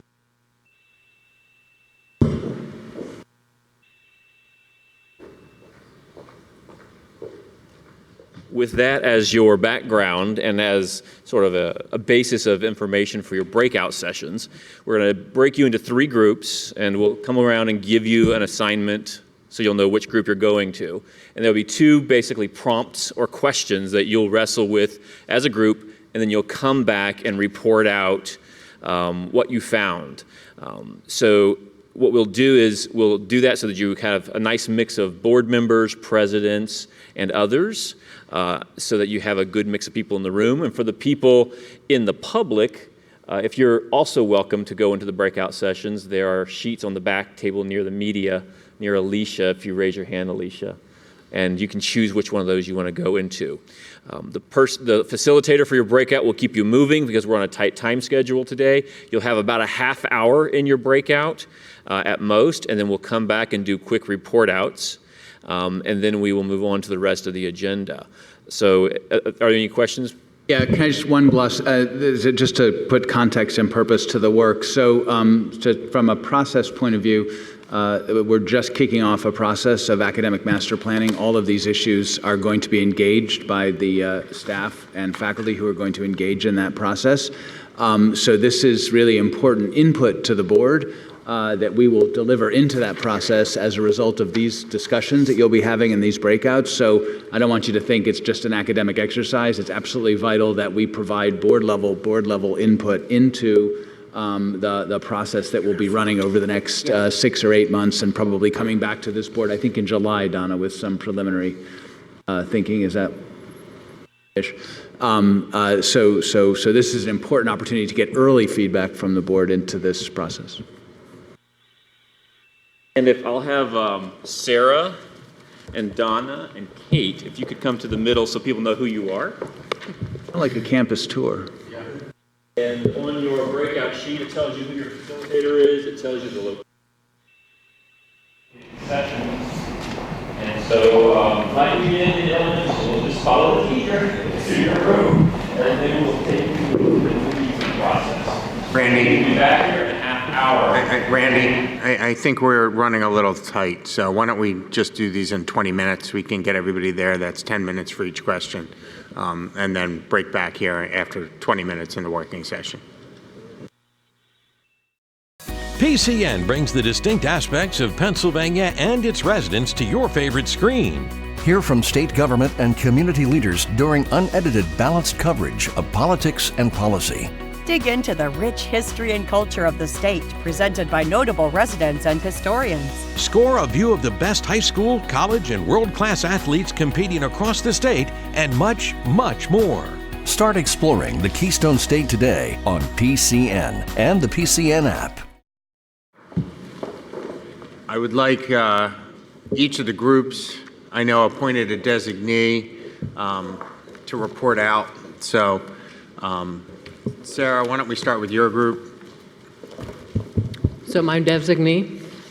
Yes. So our conversation for the question was mainly, given the shrinking core population, what is the role of system academic master planning in expanding non-credit credentials to serve adjacent and transformational growth markets? This was a very dynamic conversation. We have that on a slide because that's an awful long sentence. It is a mouthful, for everybody who wasn't in that room to understand what the question was. You want me to read it again? He just read it. But I know. Yeah. But it was a dynamic conversation. We'll read it again in a little while. It was a conversation that I unfortunately I do not have a transcription of, so I can't read it to all of you because it would take 20 minutes. So the SparkNote version of this was as follows. The big key to this conversation was asking both questioning the size and scale of our current system in terms of how we can go about implementing this, and as well as the system implementing metrics of measurements for these types of programs, these non-credit credentials. There was a lot of questions that got brought up in our conversation, such as do we as a system enter such a competitive market? Are there markets for PASHE to align with in terms of partnerships for the regional partnerships of the area? We did ask the question if the core population is thinking differently than a lot of members in the room were when they were going into college in terms of choosing which university they were going to for the type of program. We did ask the question, a simple one was, is this right to do? The degree program of nursing got brought up in terms of a non-credited nursing program. Is it right to, as a university, give that option out to them? Or should we solely rely giving out only baccalaureate degrees for this? We recommended that the system provide metrics of measurements for demographics and data for each regional university to help with their own programs. That way, universities can focus on their own institutions and the needs with partnerships in the area, and allows us to continue the oversight and to continue working as a system. End of report. Thank you. Is it right? Can we talk a little bit about that? Because I guess my question is, we're here to serve the marketplace so that we can attract students. And so I'm curious, is our question, is it right or is it desired? Because I don't think it's necessarily our job to judge what people want. It's our job to provide what people want so people choose us. I'll give a little bit of color to the conversation. The "is it right" comment came around really about safety, around degrees and nursing programs. So we did do a little bit of a deep dive, and there was some dialogue and some pushback in terms of that question alone. And the mental model has to be both and. And so while we're moving into a new learning paradigm of quick burst of learning, we need to make sure that we have the quality and the rigor that goes along with that, recognizing that there's a bit of a saturated market, and then how do we get into that? But it was a great question to ask. It spawned a lot of conversation. Okay. Thank you. Kate? Great. Well, the next, actually, my group and Donna's group both addressed the same question. So our topic was about academic planning and difficult decisions about high-cost programs or low-enrolled programs. So with that, I'll turn it over to our representative, if he's ready. Alex. Okay, sorry, I was reading. Oh, sorry. Okay, that's fine. So, okay, there's a trend here under the note taker. Yes. We're not dumb. So, our question was, how might the system academic master planning help individual universities afford to offer high-cost programs such as nursing that are in high demand, at the same time also allowing schools to maintain student opportunities on campuses for high-cost programs such as chemistry or physics, for which the demand from students is lower. Also, the next question was, for what should we optimize in planning, and what are the inevitable trade-offs? So the discussion centered around our priorities, and we wanted to prioritize student demand for programs as well as regional workforce demands. But as well, we also understand that we can't accept the data in front of us as static, that we also have the ability to change those numbers. So we really need to get creative on some different ways to change high-cost programs. Looking at these high-cost programs and examining what associated costs there are and seeing how we can control some of those costs and which ones we can't control.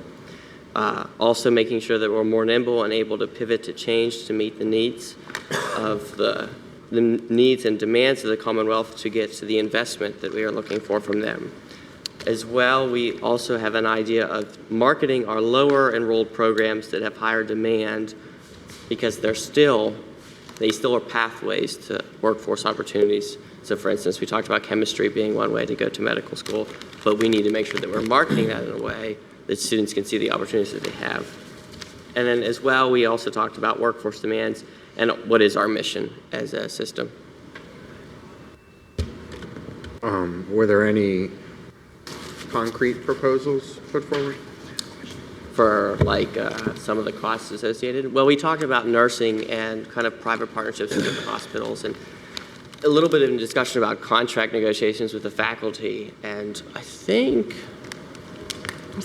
we knew more about that. We were looking at the nursing programs, the cost with that, and seeing how we can, I don't want to say outsource, but utilize like local hospitals, regional medical centers to help with the training, cut costs. Thank you. Any questions for Alex? All right, Donna. Thank you. Okay. My group took the question as a suggestion and as a launching point. So we had a wide-ranging discussion, and I'll turn it over to our spokesperson. That would be me. We did have a good discussion, and it's good that Alex's group focused on the first question because we focused more on the second one. What are the additional factors we should be looking at when we're decision making in terms of what how we could optimize system academic master planning? So here are we knew some of the things that we already are looking at, like student access and efficiency, revenue generation, university success, sharing system. But we added on to that. One of the things that we talked about was faculty development, where, what resources do we have within faculty in terms of using that as a decision making.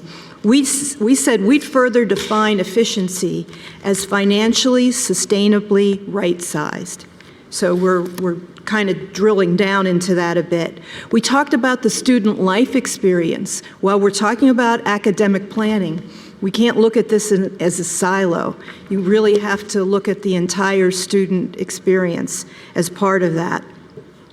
We talked about intangible factors that relate to retention. I think Dr. Hawkinson brought up the fact a very high-cost major like music, but when you look at his marching band here at Kutztown, they've got a, 94% retention rate. So there's something about student satisfaction that we ought to be looking at, too, as being involved in that. And I think we could talk about those intangible factors more and fill that out a little bit. It's not just about cost. One of our presidents mentioned using credit hours as a metric, not just FTEs, to look at the costs as well as the revenue generated by a particular major or area of study. We added regional needs and resources. We need to be thinking about that. What is our workforce demanding? What's available there that we could be utilizing maybe to help keep our efficiency rate higher? The ability to say no, that we should have we should ask those hard questions and be able to say no when we think that's a new major that's added on is not one that we should deal with. And we also added equity, the ability to attract a diverse student body and to be able to offer the majors depending upon your particular region. Right here in Kutztown, which is my district, I know, we have a very large Latino population in the city of Reading and in Allentown, two of the highest actually in the Commonwealth. What are we offering here that will attract those students as well?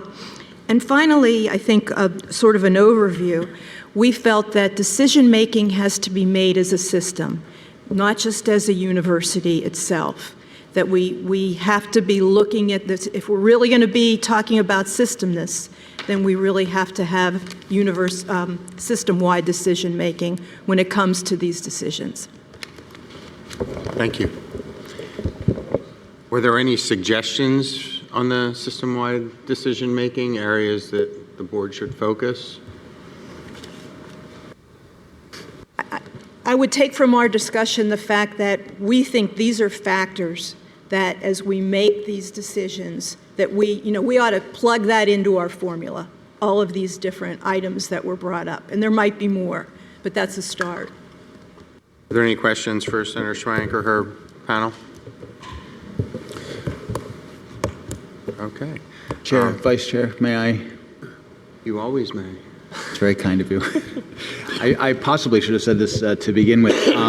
Just talk a little bit about the forward look, but before I go there, I just want to look back on the past year's experience in academic program approval. So as the board may know and others will know, the board actually has the authority, the responsibility to approve new academic programs. In its infinite wisdom, before my time, the board delegated that authority to the chancellor. What a poison chalice, turns out. Academic program approval of new programs, turned out to me to be the most complex and difficult thing that the chancellor has to do. No one is ever satisfied because the approval of a new program at University A will be seen as a direct threat, not in every case, but in significant cases, to University B, C, and sometimes D. And it became clear early on that there was no framework within which that program approval process should take place. There were criteria for evaluating program, and they're all good. And there was a process to go through. But there was no vision about what the system's academic program footprint ought to be and where programs ought to be located. To take those, to create a context in which those decisions should be taken. And then, of course, as I went on, you realize that if for our low-enrolled schools, to the point that Donna raised earlier, as enrollments decline, it becomes more difficult to afford the full breadth of academic programming, and so academic program approvals now take on an existential element. And again, absent that framework, it's very difficult to know how to negotiate. So taking a cue from the board, which had delegated this responsibility to the chancellor, I delegated this responsibility to the CAO to work in consultation with the chief academic officers and increasingly with a broader range of stakeholders to gather input into this process. So it's absolutely critical. I think it's probably one of the hardest things we're going to do because the academic program is the way we define ourselves at the university level, and it's the way we compete for students and position ourselves within our own regional markets.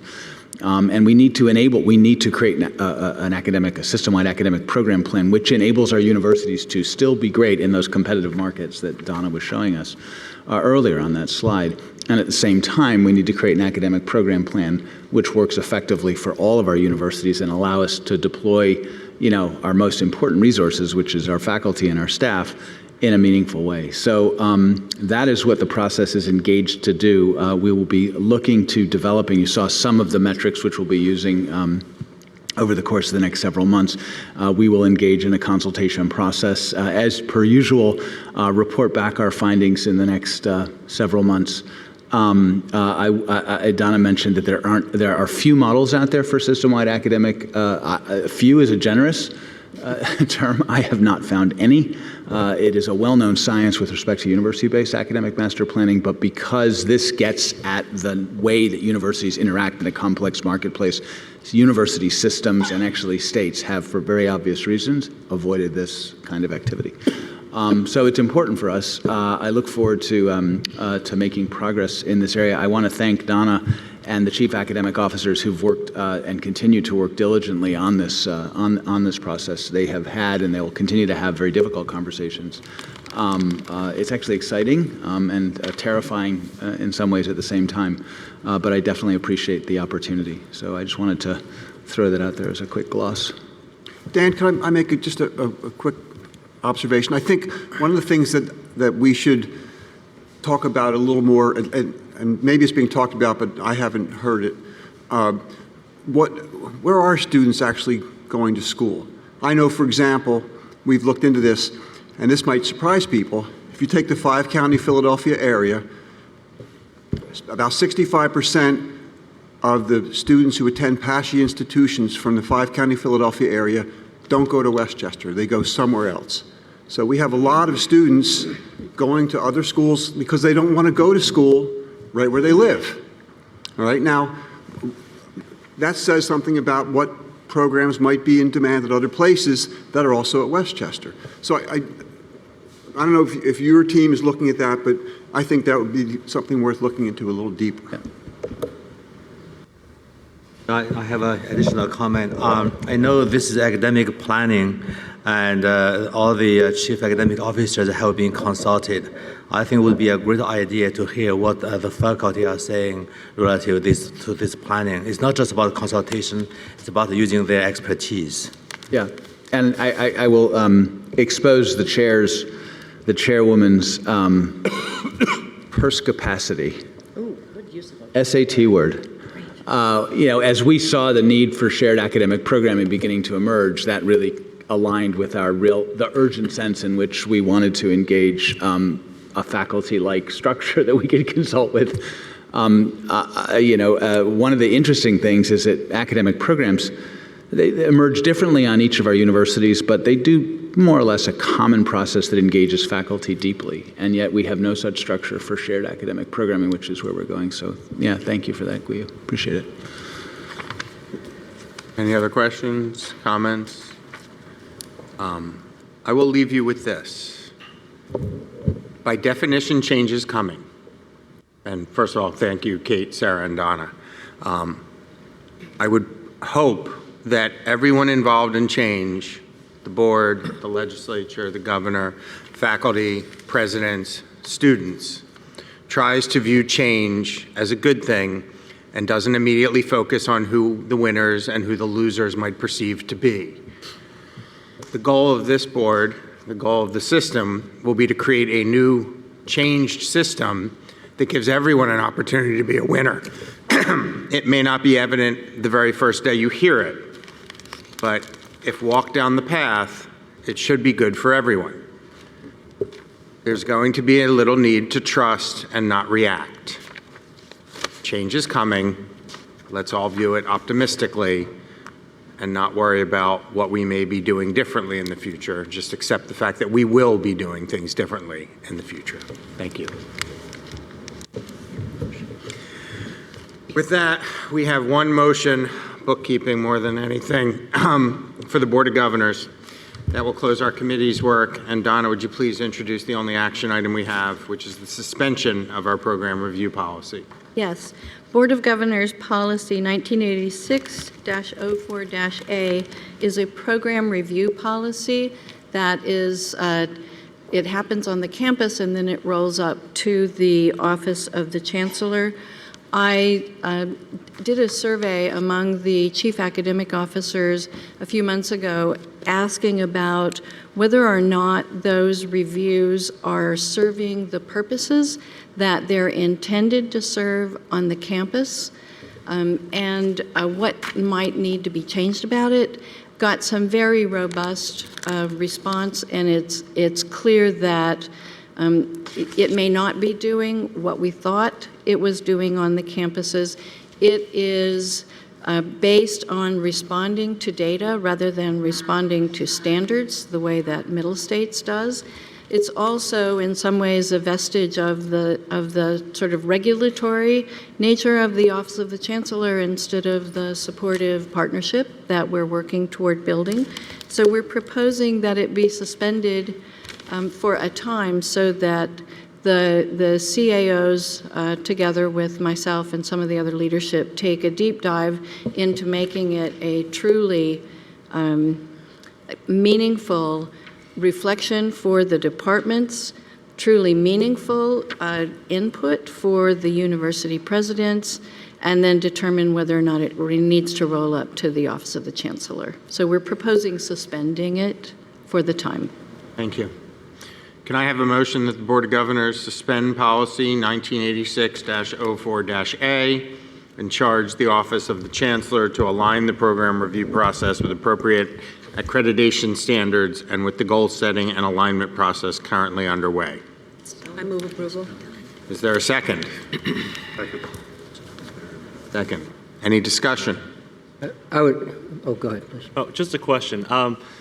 While this is being suspended, is there any interim process to be done while it's suspended, or is it just going to be left in the air, like no program's going to be reviewed while this is suspended?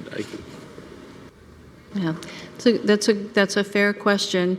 The universities all have annual reviews, and so programs are are doing a certain level of review annually.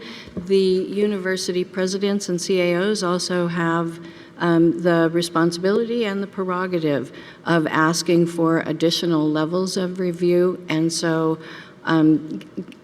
given the importance of review, I would not expect that all that activity will cease, that presidents and CAOs will continue to review as needed. Thank you. I'd just like to speak in favor of the motion.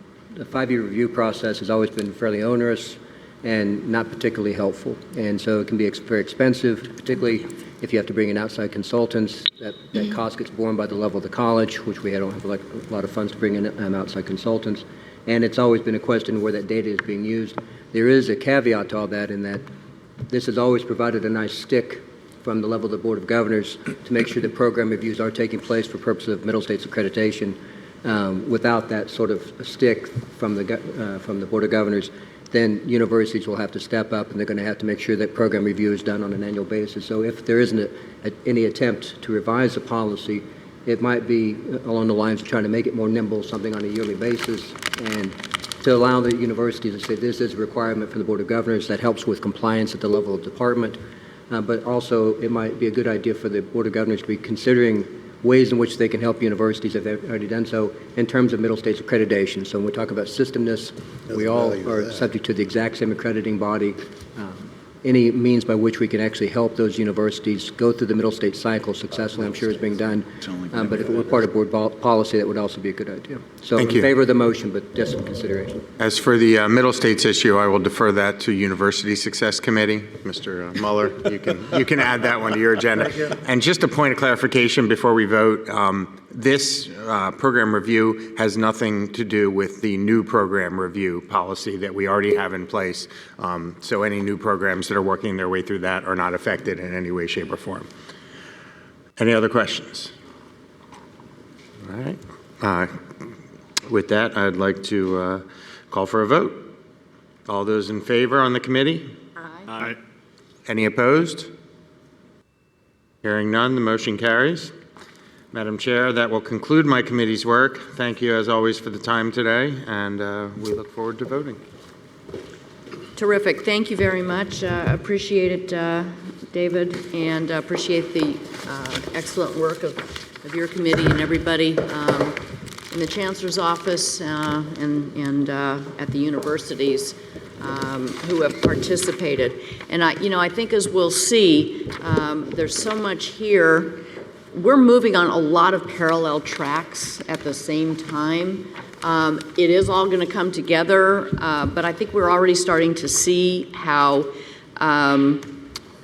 items like cleaning up this program review, for existing program review policy aligns with the other things we're doing with regard to the academic area, academic master planning, and the other things, the other items that were on the agenda for your committee and that we discussed.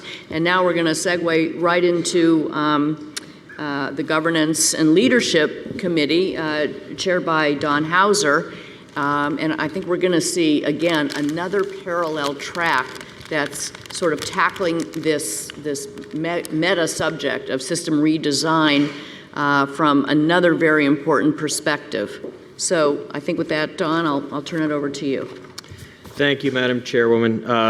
As there are 2 action items in the committee today, we should begin with a roll call of committee for question. Audrey. Governor Alexander Feefeld. Here. Governor Donald Hauser. Here. Designee Terry Trago. Here. Vice Chair David Mazer. Yes. Senator Judith Schwank. Here. Chair Cynthia Shapira. Here. Governor Samuel Smith. Here. Chair, you have a quorum of your committee. Thank you, Audrey. As a reminder, the Governance and Leadership Committee is focused on ensuring excellence and best practices in the oversight of the system and its 14 universities. The committee provides strategic leadership and policy guidance regarding the effective distribution of authority, accountability, and responsibility among the Board of Governors, councils of trustees, the Chancellor, and our presidents. The committee also reviews and recommends strategies for recruitment, development, retention of university presidents, and oversees human resources policy on behalf of the board governors. In line with our work, we have been asked to provide oversight of the board's Commission on Faculty Shared Governance. So we will begin with an update on the commission's work, and we have some slides that will accompany this discussion. Let's begin by reminding everybody of the commission's charge, which you will now see on that screen. And this is also on our system website, so everybody can access that at, I think it's pashy.gov, correct? .edu. Or edu, pashy.edu, and you'll find these links at home if you're following along. So in a very real sense, while we have variations of shared governance occurring at the university level, system level, faculty shared governance does not exist right now. And as our chairwoman stressed to us at our last meeting, we firmly believe that establishing a formalized structure for faculty shared governance and consultation will result in better decision-making that serves the system and our students. And while we recognize that each university has a unique character and governance environment, the success of the system in each of its universities requires establishing a mechanism for faculty consultation at the system level, a process of deliberation that includes a faculty voice. And thank you, Jamie, once again for joining us at the table.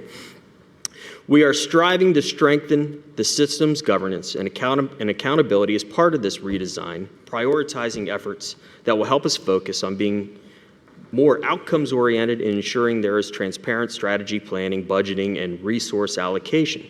The process will enable the system to further develop a culture of mutual respect. We believe that our commission itself can model a new way in how we interact with each other, disagreeing, debating, and resolving issues in a collegial, supportive way. The commission itself, and you'll see on this slide now, is comprised of 11 members, which you see, and it's essentially 4 faculty members, 4 administrators, 2 board members, and 1 member of our councils of trustees. The commission has members from 9 different universities covering the range of size and geographic distribution of our system. We are also well served by a number of non-voting members that you see there at the bottom in the small print, as well as internal and external advisors that will support our ongoing work. And backtracking now from the time the chairwoman started this commission, a lot of groundwork has gone on. Much of the summer was organizing and getting members seated. And last week we had our first organizational meeting of the commission and laid out a rough timeline for the work, and there it is popping up on your screen. You can see that much of the semester will be spent on focusing on knowledge building and concept development, and we want to actively engage faculty, union leadership, administrators, trustees, and board members in a dialogue to develop a shared understanding of the purpose and scope of shared governance in the context of our system.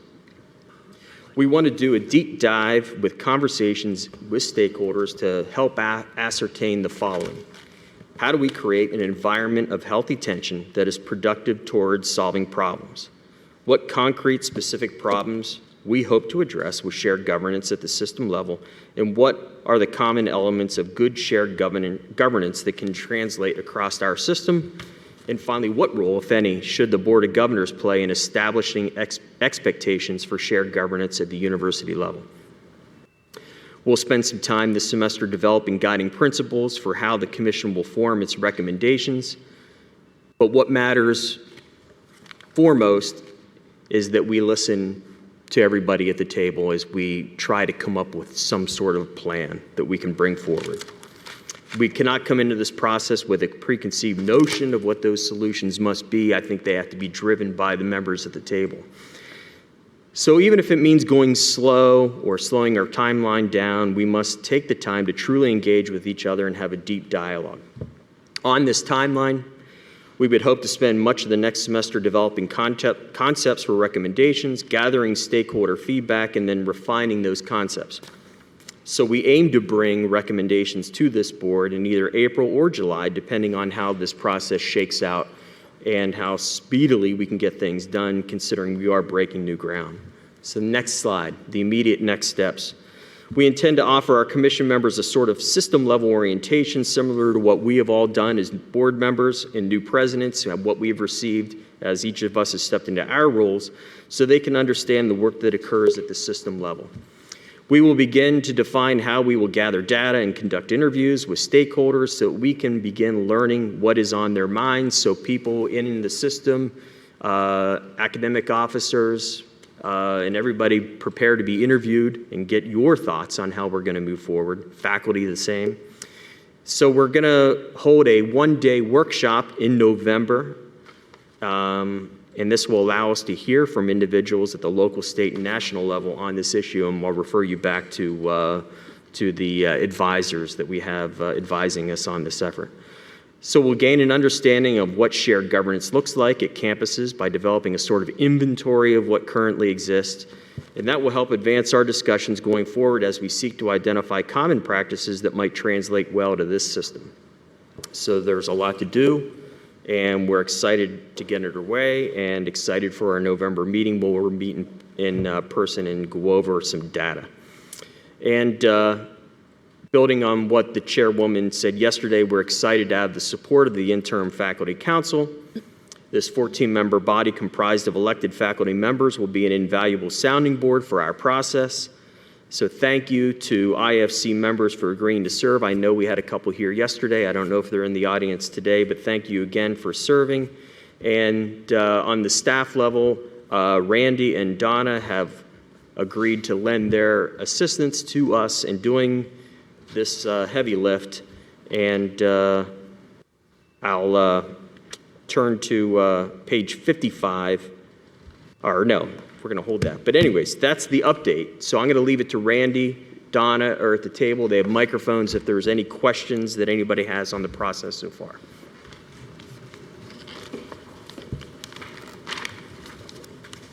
Great. Wonderful. So I think we'll have an update later on for you after our November meeting. Look forward to sending that to you. So item 11B on your agenda is on 55 in the book, page 55. Randy is here to walk us through an action item for members of this committee. So Randy, if you would please review that. Sure, thank you, Mr. Chairman. And board members, in your packet that you received last week, starting on page 56, is a marked up version of our board bylaws.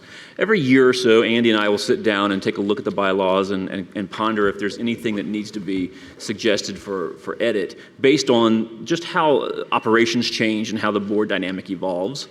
We intentionally included in the backup materials the marked up version so you could see the explanation for each of the edits. Hopefully you had a chance to go through those. A lot of them are ministerial in nature, closing some gaps that we thought could be closed, offering greater clarity in areas that needed greater clarity. One I wanted to really focus on is on page 55, right in the middle of the page, section 3.11. As you know, 58. I'm sorry, page 58. Yeah, I'm going to need to get those reading glasses soon, I'm guessing. I don't know. Right in the middle of the page, talk about how we're going to put a little bit better structure around public comment in the board section and the board meetings. As a public body, we are obligated to have a public comment period, and we've done that. That's been our tradition, and it's an important part of our tradition. The law also allows for the body and the chair of that body to put some structure around how public comment is done, either by defining how long of a period public comment will take place or how long a commenter has to speak, and so forth. We've never really had that kind of structure in our bylaws, and so we've decided to introduce some. And one aspect that we think is important to be clear in this bylaw change is to clarify that during the public comment period, board members are not to engage with the public. And that's really primarily because we don't want to create a situation where somebody who might feel compelled to come talk to the board might not do it because they're afraid they might get into a debate with board members. This is the opportunity for the public to be heard and for the board to listen. And so we want to honor that and honor that, that tradition. And so that we wanted to clarify that in the bylaws as well. That's been our practice, but it's smart, I think, to put it in our bylaws. And then there are a couple of other sort of ministerial edits Any questions about any of those that I didn't cover specifically? That's it, Mr. Chairman. Thank you, Randy. For the members of the Governance and Leadership Committee, can I have a motion to approve the changes in the bylaws? So move. Is there a second? Second. Thank you. Now to discussion. Any discussion? Thank you. Seeing none. All in favor of amending the bylaws, say aye. Aye. Any opposed? Thank you. So next is your item C for the agenda, guidance on campus police authority to effect arrests, another action item. And with us is Andy to give a background on why this is necessary. Thank you, Mr. Chairman. Good morning, members of the board. This is an opportunity for us to clarify and codify consistency across our campuses. Fortunately, my office has the opportunity to meet with different groups throughout the system, and one of the groups we meet with regularly is the chiefs of police. And during a meeting this summer, it became apparent that there is some inconsistency as it relates to the authority to effect certain arrests. And I'm going to explain what I mean by that in a second. And we do have Chief John Dillon from the Kutztown University Police Department who's here to answer any other questions you may have. And thank you, Dr. Hawkinson, for making Chief Dillon available. It should be no surprise that under the rules of criminal procedure, officers have the right to effect arrests and certain arrests without warrant. And when they do so, they release individuals from custody when two criteria are met, that the defendant, and these are the words from the law, not my choosing, the defendant poses no threat of immediate physical harm to any other person, to himself or herself, and the arresting officer has reasonable grounds to believe that the defendant will appear as required. However, the four summary violations that you see before you in the proposed policy, then they are disorderly conduct, public drunkenness, underage consumption or possession of alcohol, and obstruction of highways, has an additional provision that says the right to arrest without warrant under these sections is permitted only after the governmental body employing the police officer promulgates such guidelines. And that's what this policy is. It is such guidelines that will put our officers on par with the adjacent and overlapping municipalities, typically have their townships, their boroughs, et cetera, pass policies such as we're asking this board to pass so that they have that availability. This is not a mandate, us asking the police to do anything differently. It's just giving them a tool so that when they encounter individuals, be they students or otherwise, individuals on their campus community, that they can help ensure the safety of these individuals, especially if they're not in a condition to maintain their own safety on their own. So with that, I'll yield, and if there's any questions for the chief or for me. Thank you, Randy. Thank you, Chief, for being here today. For members of the committee, can I have a motion that the Board of Governors approve the new policy 2019-02, guidance on campus police authority to effect arrests as outlined in the board materials? So moved. Thank you. And second? Second. Thank you. Any discussion? Hearing none, all in favor of the committee say aye. Aye. Any opposed? Thank you. That'll move to later on. Now, for those of us around the table, you don't see a D, but there's an item D on the agenda. And for that, we'll ask the well-traveled Jeff Smith, Chair of Slippery Rock Council of Trustees and President of the Pennsylvania Association of Councils of Trustees, to provide an update on PAC. Thank you, Jeff, for being here.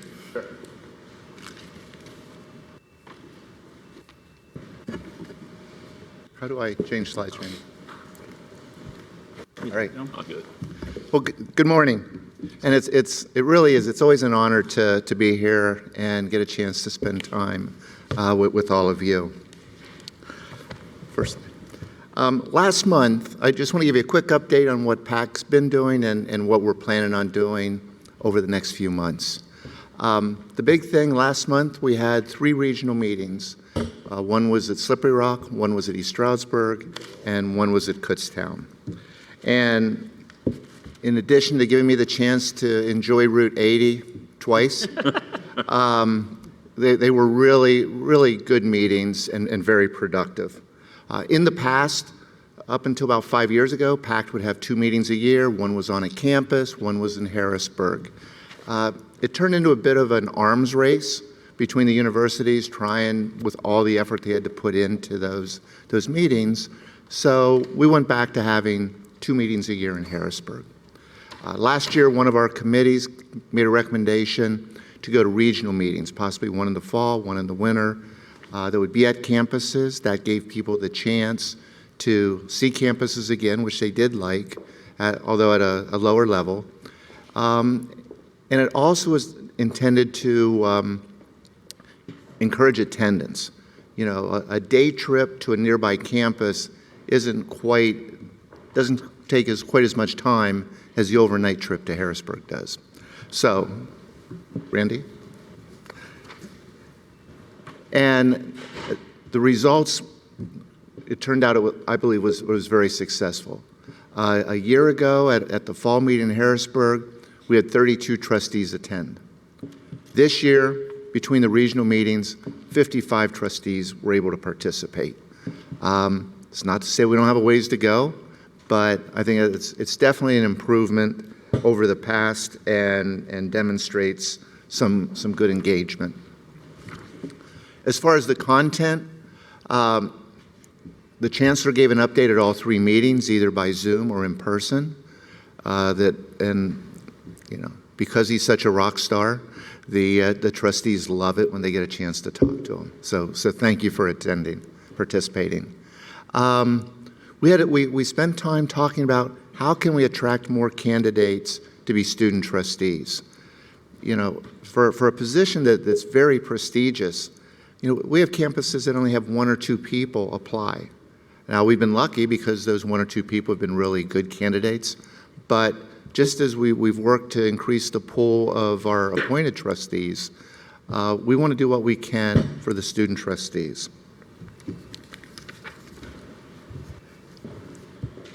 We also distributed, and you all have a copy of it, the trustee accountability. I put a copy in front of your seats earlier today.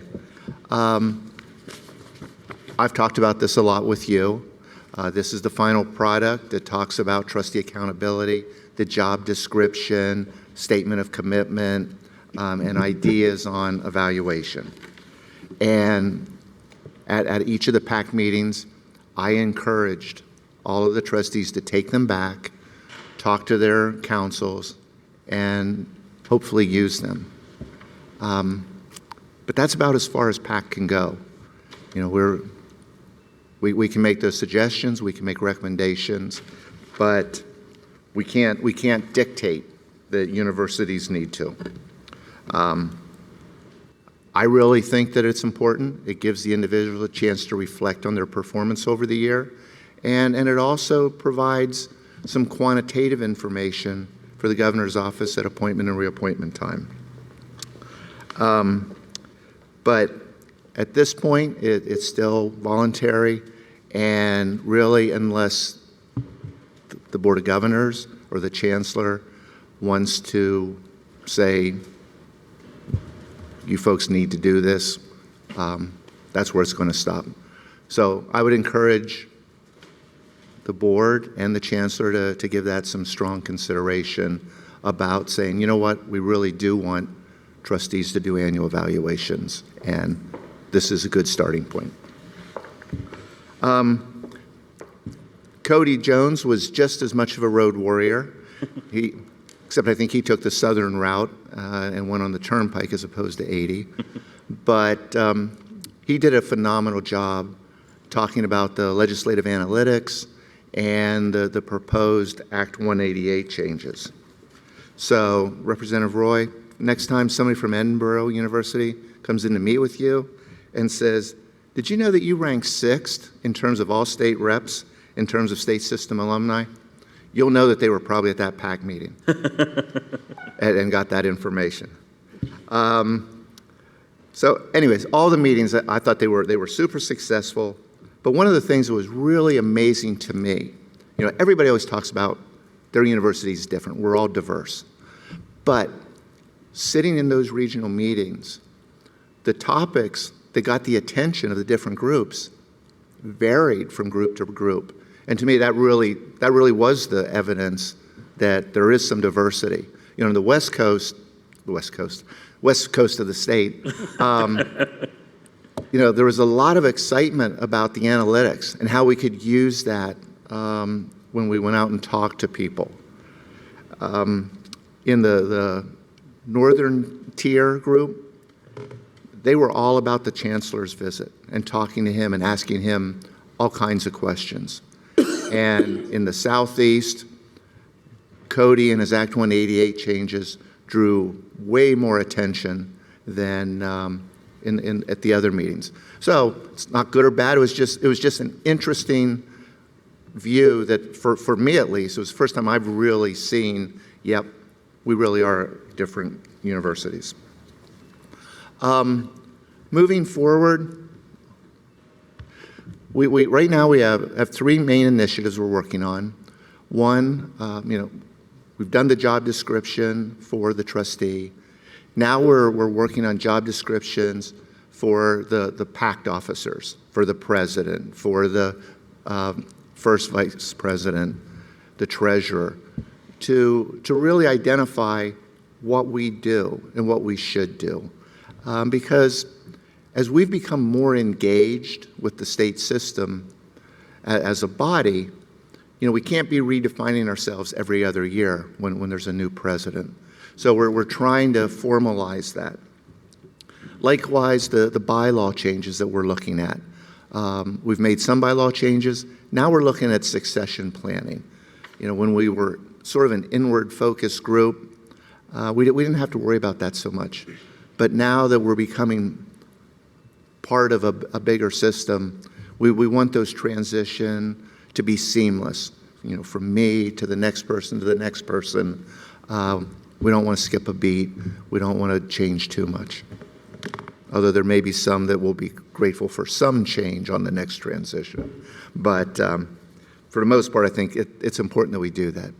And then the student trustee applicants. I'd actually hoped to have something today. It's not ready.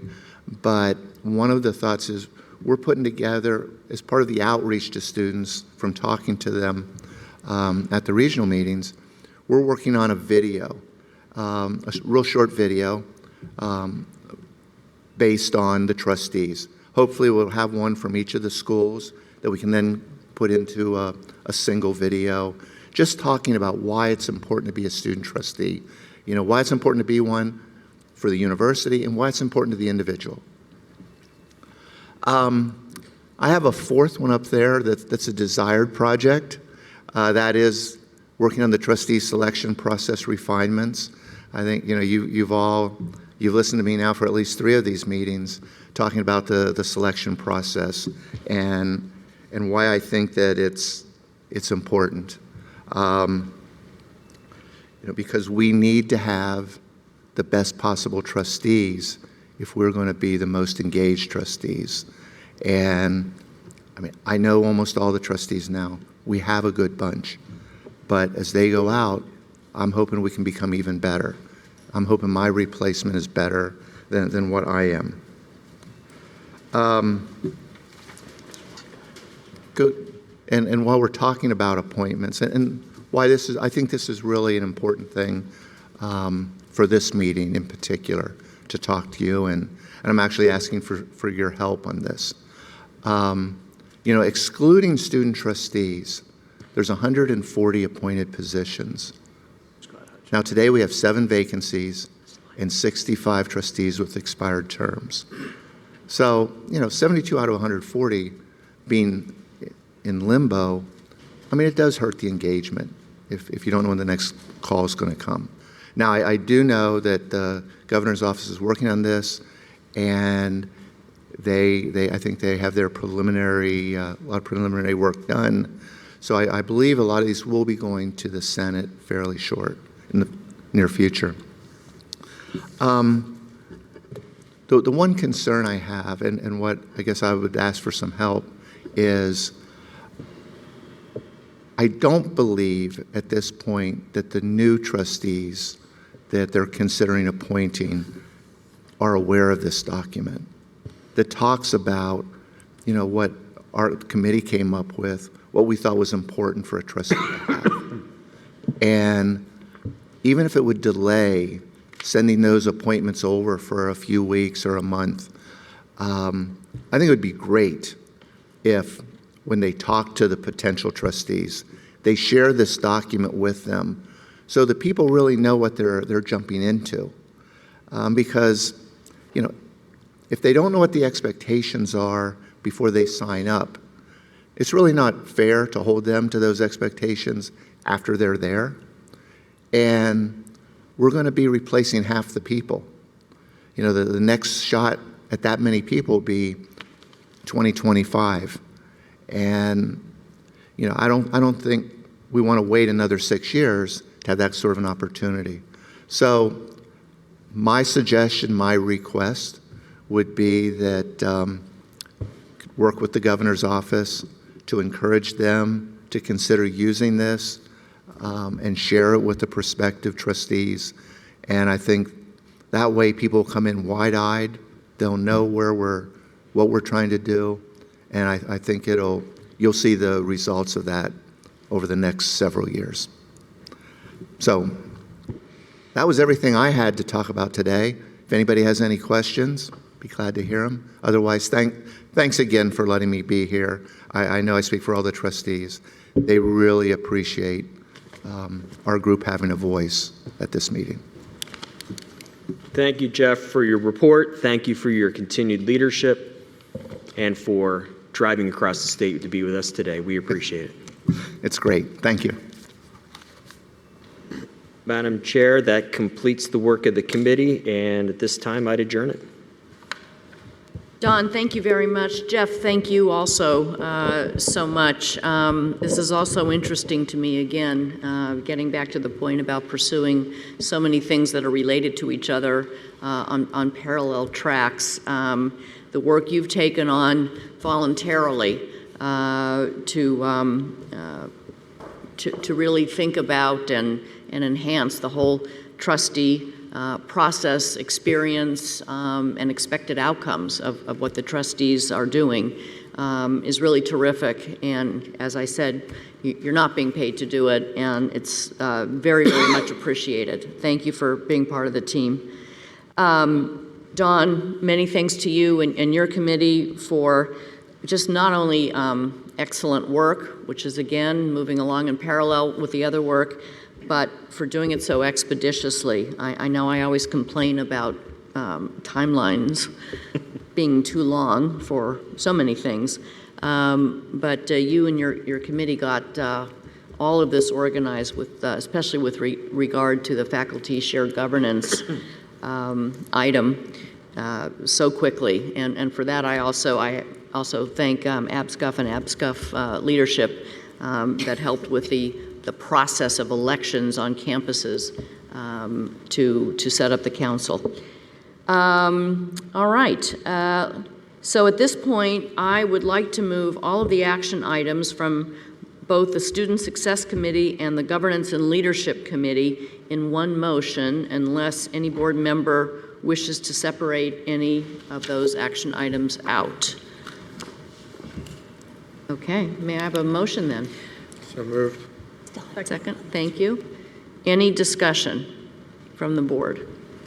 Okay, all in favor, please say aye. Aye. Aye. Any opposed? Terrific. Great, okay. We have one item under new business, and I will turn to Dan or Sharon to talk about this, and this is with regard to the merit pool. Thank you, Madam Chair. So as many will know, the board will typically need to act on a merit pool for non-represented employees. We're recommending in this motion that the board create a merit pool for FY 2020-2021. The action is being, or the proposal is being circulated. The merit pool for FY 2021 for non-represented employees in an amount that's not to exceed the compensation adjustments that may be forthcoming in the collective bargaining agreement with ABSCUF. That being the state's largest bargaining unit. I want to be clear in making this proposal and offering this proposal. Board's consideration that our non-represented employees have not had a merit increase. Last year, they are not due for a merit increase in the financial year 1919-1920. These are obviously critical employees to the operations of our university, as are all of our employees. Obviously, at these times, especially given the tuition freeze, everybody is being asked to tighten our belts in a variety of ways, so this should not be seen as anything but a great deal of respect for the work of our non-represented employees. The work that they do for us, for our students, is absolutely critical.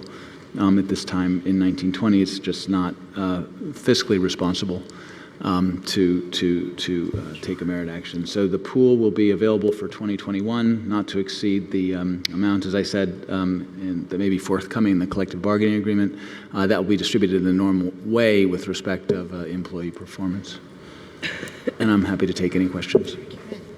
Any questions or comments before I get to putting a motion? Table?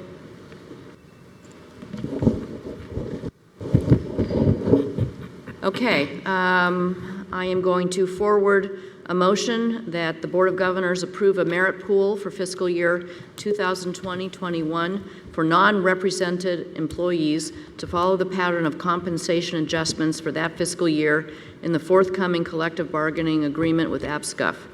Any salary adjustments would be based on the employee's performance in the 2019-20 fiscal year. Prior to determining merit increases, non-represented employees must have completed evaluations for the performance period pursuant to all applicable Board of Governors policies and in accordance with guidelines promulgated by the Chancellor. Is there a second? Second. Any discussion? Okay, all in favor, please say aye. Aye. Opposed? Terrific. Okay, that motion carries. I believe our last item of business today is to go back to the tabled motion from yesterday. That is item 6-C-2 regarding the system redesign investment request. So I think that the conversation about our redesign investment fund was really very beneficial. It was a conversation that really had to happen, not only for the purpose of really honing in and seeking agreement and consensus to the extent possible, as a board, which sends a strong message on what we will actually request financially as we continue to renew our partnership with the Commonwealth, but also with regard to accountability.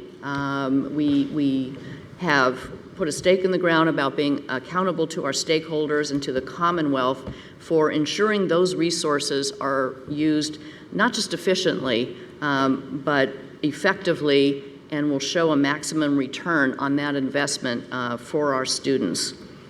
So with yesterday's conversation in mind, discussing different amounts for a multi-year request, we know that the long-term overall need is indeed great. That's both a historical fact and I think even way more pertinent as we embark on this redesign journey. And notwithstanding that, I believe it's important to focus on the original proposal because that represents the investments that we know we need right now, for which we can document, for which we can make immediate progress upon allocation, and for which we can show a clear ongoing return on investment. I believe this is not the last time we will have a conversation like the one yesterday. Obviously, I don't believe that one investment will resolve all of our problems, but it is a giant step in the right direction toward implementing the vision of a sharing system. And to me, that is the priority, bar none. It will along with that, upgrading our core infrastructure, which is critical to implementing the sharing system, and will create the pathway for us to transform the state system for an incredibly vibrant future. So, have you I'm concluded? finished with my statement. Thank you. Yeah, thank you. So, Madam Chair, listening to what you're saying there today, and also in reflecting on the comments in yesterday's dialogue the Chancellor made and that our legislative members of this board made on this issue, I'd like to offer a friendly amendment, and that amendment for your consideration would be that I would move that the board approve a system redesign investment request of $100 million spread over 5 fiscal years and authorize the Chancellor in consultation with the board's executive committee to determine an appropriate amount to seek each fiscal year. And I would ask for your consideration of that friendly amendment, Madam Chair. I understand that I can accept a friendly amendment without a vote. Yes, thank you, Governor Smith. I will accept that friendly amendment. So that means we go back to the amended main motion, and I am putting it on the floor for any further discussion. I believe we already had a second. You need a second. So I do need a second. I'm sorry, I need a second. Second. Thank you. Any further discussion? Question or point of order. Are designees permitted to vote on? They're not. Okay, thank you. Legislative designees are not permitted to vote. You count for quorum. Thank you. Okay.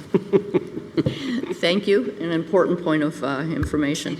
Any further discussion? Yes, Senator Schwank. Madam Chair, does this give the Chancellor flexibility also then to tie some of the investments, the requests that we're making of the legislature to specific projects? Because I think having a deliverable will be very important. Yeah, it does indeed, and so I'll just read this. Let me read the actual motion then all over again, because it includes that, more or less includes that language, and that is that the Board of Governors approve a system redesign investment request of $100 million spread over 5 fiscal years, and authorize the Chancellor in consultation with the Board's Executive Committee to determine an appropriate amount to seek each fiscal year. That's the motion, and that would, be the activity that would take place to further that motion. Thank you. Anything further? Okay. All in favor, please say aye. Aye. Aye. Any opposed? Okay, terrific. The motion carries. Wonderful. Thank you very much. Again, another big milestone in our journey together. Are there any other items of business that this board would like to bring forward? Okay, hearing none, may I have a motion to adjourn? Second? All in favor? Aye. Thank you very much. We stand adjourned, and thanks again to our host, President Hawkins.